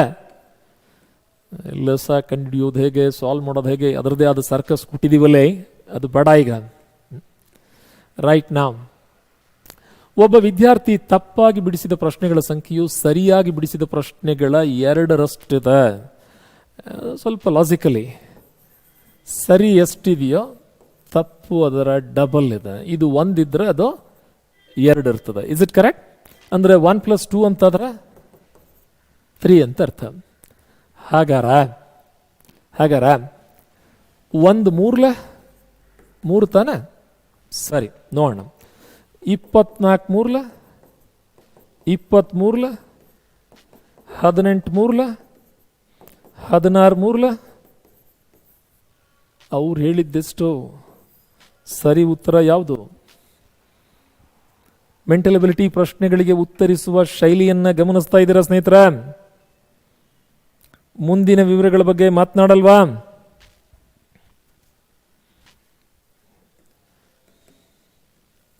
ಸಾಂಪ್ರದಾಯಿಕ ವಿಧಾನದಲ್ಲಂತೂ ನೀವು ಸಾಲ್ವ್ ಮಾಡೇ ಇರ್ತೀರಿ. ಸಬ್ಸ್ಟಿಟ್ಯೂಷನ್ ಕೋಡಿಂಗ್, ಸಂಕೇತ ಪ್ರಕಾರ ಟೂರನ್ನು 1 2 3 4 ಅಂತ, ಕ್ಲಿಯರ್ ಅನ್ನ ನಾವು 5 6 7 8 4 ಅಂತ ಬರೆದಾಗ, ಸ್ಪೇರ್ ಅನ್ನ 9 0 8 4 7 ಅಂತ ಬರೆದಾಗ ಕೇರ್ ಅನ್ನ ಏನಂತ ಬರೀತೀರಿ? ಸರಿ, ಸಿ ಅನ್ನೋ ಅಕ್ಷರ ಎಲ್ಲರೂ ಬಳಕೆ ಆಗಿದೆಯಾ? ಆಗಿದೆ, 5 ಅಂತ ಕರೆದ್ರು. ಎ ಅನ್ನೋ ಅಕ್ಷರಕ್ಕೆ 8 ಅಂತ ಕರೆದ್ರು. ಆರ್ ಅನ್ನೋ ಅಕ್ಷರಕ್ಕೆ 4 ಅಂತ ಕರೆದ್ರು. ಇ ಅನ್ನೋ ಅಕ್ಷರಕ್ಕೆ 7 ಅಂತ ಕರೆದ್ರು. 1847, ಸಾರಿ, ಸಿ ಇಸ್ 5. 5847 ಅಲ್ಲಿ ಡಿ ಟಿ ಪಿ ಆಗ್ಬೇಕಾದ್ರೆ ಮಿಸ್ಟೇಕ್ ಆಗಿದೆ. ಸಿ ಇದ್ದಲ್ಲಿ 5 ಅಂತ, ಎಸ್. ಎ ಇದ್ದಲ್ಲಿ 8 ಅಂತ, ಎಸ್. ಆರ್ ಇದ್ದಲ್ಲಿ 4 ಅಂತ, ಎಸ್. ಇ ಇದ್ದಲ್ಲಿ 7 ಅಂತ. ಬೆಲೆ ತುಂಬುವ ಕೋಡಿಂಗ್, ಸಬ್ಸ್ಟಿಟ್ಯೂಷನ್ ಕೋಡಿಂಗ್, ಅತ್ಯಂತ ಸುಲಭ ರೂಪದ coding. SSC GD exam question ಇದು, ಹೈಸ್ಕೂಲ್ ಟೀಚರ್ CET ಬಂದಿದೆ. ದಾಳದ ವಿಡಿಯೋ ಇದೆ, ಗಮನಿಸ್ಕೊಳ್ಳಿ ಅಂತ ಹೇಳಿದ್ದೀನಿ. ಅಲ್ಲಿ ಹಲವಾರು ಮೆಥಡ್ ಹೇಳಿರೋದ್ರಲ್ಲೇ 2ರಲ್ಲೂ ಕಾಮನ್ ಇರೋ ನಂಬರ್ ನೋಡಿ. Number 5, number 5, number 3, number 3. ಹಾಗಾದ್ರೆ 1 is opposite to 4 ಅಂತ ಅರ್ಥ. ಅವ್ರು ಕೇಳಿರೋದ 4ಕ್ಕೆ ವಿರುದ್ಧವಾದ ಬಾಹು ಯಾವುದು? ಆನ್ಸರ್ ಇಸ್ 1 ಅಂತ ಅರ್ಥ. ದಾಳದ ವಿಡಿಯೋದಲ್ಲಿ ಇದರ ಡೀಟೇಲ್ಸ್ ಅನ್ನು ನೋಡಿದ್ದೇವೆ. 2 ಅಕ್ಕಪಕ್ಕ ದಾಳ ಕೊಟ್ಟಾಗ ಕಾಮನ್ ಎಲಿಮೆಂಟ್ಸ್ ಅನ್ನು ಹೊರತುಪಡಿಸಿ ಅಲ್ಲಿ ಒಬ್ಬ ಸದಸ್ಯ ಇಲ್ಲೊಬ್ಬ ಸದಸ್ಯ ಉಳಿದ್ರೆ ಅವರಿಬ್ರು ಪರಸ್ಪರ ಅಭಿಮುಖವಾಗಿರ್ತಾರೆ, ಎದುರು ಬದುರಾಗಿರ್ತಾರೆ ಅಂತಾನೆ ಅರ್ಥ. The last question to be discussed from this particular question paper of high school teacher CET. Once again ಇದಕ್ಕೆ ಕೀ ಆನ್ಸರ್ ತಪ್ಪಾಗಿ ಕೊಟ್ಟಿದ್ರು. ಗ್ರೇಸ್ ಮಾರ್ಕ್ಸ್ ಅನ್ನ ಕೊಡಲಾಗಿರುವಂತಹ ಪ್ರಶ್ನೆ ಎಲ್ಲಿ ತಪ್ಪಾಗಿತ್ತು ಅಂತ ಚೆಕ್ ಮಾಡೋದಾಯ್ತು ಅಂದ್ರೆ ಇಲ್ಲಿ ನೋಡಿ, ತ್ರಿಭುಜ ಇಲ್ಲಿತ್ತು, ಗಡಿಯಾರದ ವಿರುದ್ಧ ದಿಕ್ಕಿಗೆ ಇಲ್ಲಿ ಮೂವ್ ಆಯಿತು, ಇಲ್ಲಿಂದ ಅಲ್ಲಿ ಮೂವ್ ಆಯಿತು. ಈಗ ಅಲ್ಲಿಂದ ವಾಪಸ್ ಇಲ್ಲಿಗೆ ತಾನೇ ಬರಬೇಕು? ಎಸ್ ಸರ್, 4ರಲ್ಲೂ ತ್ರಿಭುಜ ಅದೇ ಪ್ಲೇಸಲ್ಲಿ ಬಂದಿದೆ. ಉತ್ತರಕ್ಕೆ, ದಕ್ಷಿಣಕ್ಕೆ, ಉತ್ತರಕ್ಕೆ. ಈ ಸಲ ದಕ್ಷಿಣಕ್ಕೆ ಮುಖ ಮಾಡಿರಬೇಕು. Then what next? ಇದೀ ಮಾದರಿಯಲ್ಲೇ circle first place, second place, third place. Circle ಬರಬೇಕು. ಸರ್ಕಲ್ ಬಂದಿದೆ, ಸರ್ಕಲ್ ಬಂದಿದೆ. 2 ಆಕೃತಿಗಳು ಸೇಮೇ ಇದಾವೆ ನೋಡಿ. ಇದಕ್ಕೆ ಹೇಳಿದ್ದು ಗ್ರೇಸ್ ಮಾರ್ಕ್ಸ್ ಕೊಟ್ಟಿದ್ದಾರೆ ಅಂತ. ಹಾಗೇನೆ ಕ್ರಾಸ್ ಮಾರ್ಕ್, ಗುಣಾಕಾರ ಚಿಹ್ನೆ ಎಡಕ್ಕೆ, ಮತ್ತೊಂದು ಸಲ, ಇನ್ನೊಂದು ಸಲ ಕರೆಕ್ಟಾಗಿ ಬಂದಿದ್ದಾವೆ ನೋಡಿ. ಅದು ಬಿಟ್ರೆ ಚೌಕ ಉತ್ತರಕ್ಕೆ, ಪಶ್ಚಿಮಕ್ಕೆ, ದಕ್ಷಿಣಕ್ಕೆ. ಆ ಕಾರಣಕ್ಕೆ ಹೇಳಿದ್ದು ಗ್ರೇಸ್ ಮಾರ್ಕ್ಸ್ ಕೊಟ್ಟಂತಹ ಪ್ರಶ್ನೆ ಇದು ಅಂತ ಹೇಳಿ. ಸ್ನೇಹಿತರೆ, ಈ ಬಿಡಿಸುವ ವೇಗ ಕೆಲವರಿಗೆ ಹೆಚ್ಚು ಅನಿಸಿರ್ಬೋದು. ಸ್ಪರ್ಧಾತ್ಮಕ ಪರೀಕ್ಷೆಯಲ್ಲೇ ಪೂರಕವಾಗಿ ನಾವು ಅನ್ಕೊಂಡಿರುವಂಥ ಇಲ್ಲಿನ ವಿವರಗಳನ್ನು ನೋಡೋದಾಯಿತು ಅಂತ ಹೇಳಿದ್ರೆ ನಮಗೆ 1 ಗಂಟೆ 13 ನಿಮಿಷ ಟೈಮ್ ತಗೊಂಡು ಎಕ್ಸ್ಪ್ಲೇನ್ ಮಾಡ್ಕೊಂಡು ಹೇಳ್ತಾ ಬಂದಿರುವುದಕ್ಕೆ. ಸ್ನೇಹಿತರೆ, ಈಗಾಗಲೇ ಸಾಲ್ವ್ ಮಾಡಿರುವಂಥ ಹೈಸ್ಕೂಲ್ ಟೀಚರ್ CET ಕ್ವಶನ್ ಪೇಪರನ್ನು ಗಮನಿಸಿಕೊಂಡು, ಈ ಮೊದಲಿನ ಸಾಧನಾ ವಿಡಿಯೋಗಳನ್ನು ಗಮನಿಸಿಕೊಂಡು ಪ್ರಿಪೇರ್ ಹೇಗೆ ಮಾಡಬೇಕು, ಯಾವ ಚಾಪ್ಟರ್ಸ್ ಕವರ್ ಮಾಡಿರ್ತಾರೆ, ಅಲ್ಲಿ ಗಮನಿಸಬೇಕಾದ ಅತಿ ಸೂಕ್ಷ್ಮವಾದ ವಿಷಯ ಏನು ಅಂತ ಹೇಳಿದ್ರೆ, ಪೊಲೀಸ್ ಎಕ್ಸಾಮ್ಗೆ ಯಾವ ಅಧ್ಯಾಯಗಳನ್ನ ಹೆಚ್ಚು ರಿಪೀಟ್ ಮಾಡ್ತಾರೆ, PSI ಅಧ್ಯಾಯ ಇದು ಪರೀಕ್ಷೆಗೆ ಯಾವ ಅಧ್ಯಾಯಗಳನ್ನ ರಿಪೀಟ್ ಮಾಡ್ತಾರೆ, ಹೈಸ್ಕೂಲ್ ಟೀಚರ್ CETಗೆ ಯಾವ ಅಧ್ಯಾಯ ರಿಪೀಟ್ ಮಾಡ್ತಾರೆ. ಗಮನಿಸಬೇಕಾಗಿರೋ ಅತಿ ಸೂಕ್ಷ್ಮವಾದ ವಿಷಯ ಏನಿತ್ತು ಅಂತ ಹೇಳಿದ್ರೆ, ಜನರಲ್ ಮೆಂಟಲ್ ಎಬಿಲಿಟಿ ಜಾಸ್ತಿ ಇತ್ತು, ಮ್ಯಾಥ್ಸ್ ಕಡಿಮೆ ಇತ್ತು. ಹಾಗಂತ ಈ ಸಲ ಅದೇ ಬರ್ತದೆ ಗೊತ್ತಿಲ್ಲ. ಹಳೆ ಪ್ರಶ್ನೆ ಪತ್ರಿಕೆಗಳಲ್ಲಿ ಹಿಂಗಾಗಿದೆ. You make a strategy. ಸ್ಪರ್ಧಾತ್ಮಕ ಪರೀಕ್ಷೆ ತಯಾರಿಯಲ್ಲಿ ತಪ್ಪದೆ ಮೊದಲಿನ ಕ್ವಶನ್ ಪೇಪರ್ಸನ್ನು ನೋಡಿ ಮುಂದಿನ ತಯಾರಿ ಮಾಡ್ಕೊಳ್ಳೋದು ಹೆಚ್ಚು ಸೂಕ್ತವಾಗಿರ್ತದೆ ಅನ್ನೋದನ್ನ ಮತ್ತೊಂದು ಸಾರಿ ತಮ್ಮ ಗಮನಕ್ಕೆ ತರ್ತಾ ಹೊಸ ಮತ್ತಷ್ಟು ವಿಡಿಯೋಗಳ ಜೊತೆಗೆ ನಾವು ನಮ್ಮ ಸಾಧನಾ ಟೀಮ್ ನಿಮ್ಮೊಟ್ಟಿಗೆ ಬರ್ತೀವಿ. Till then have a great time.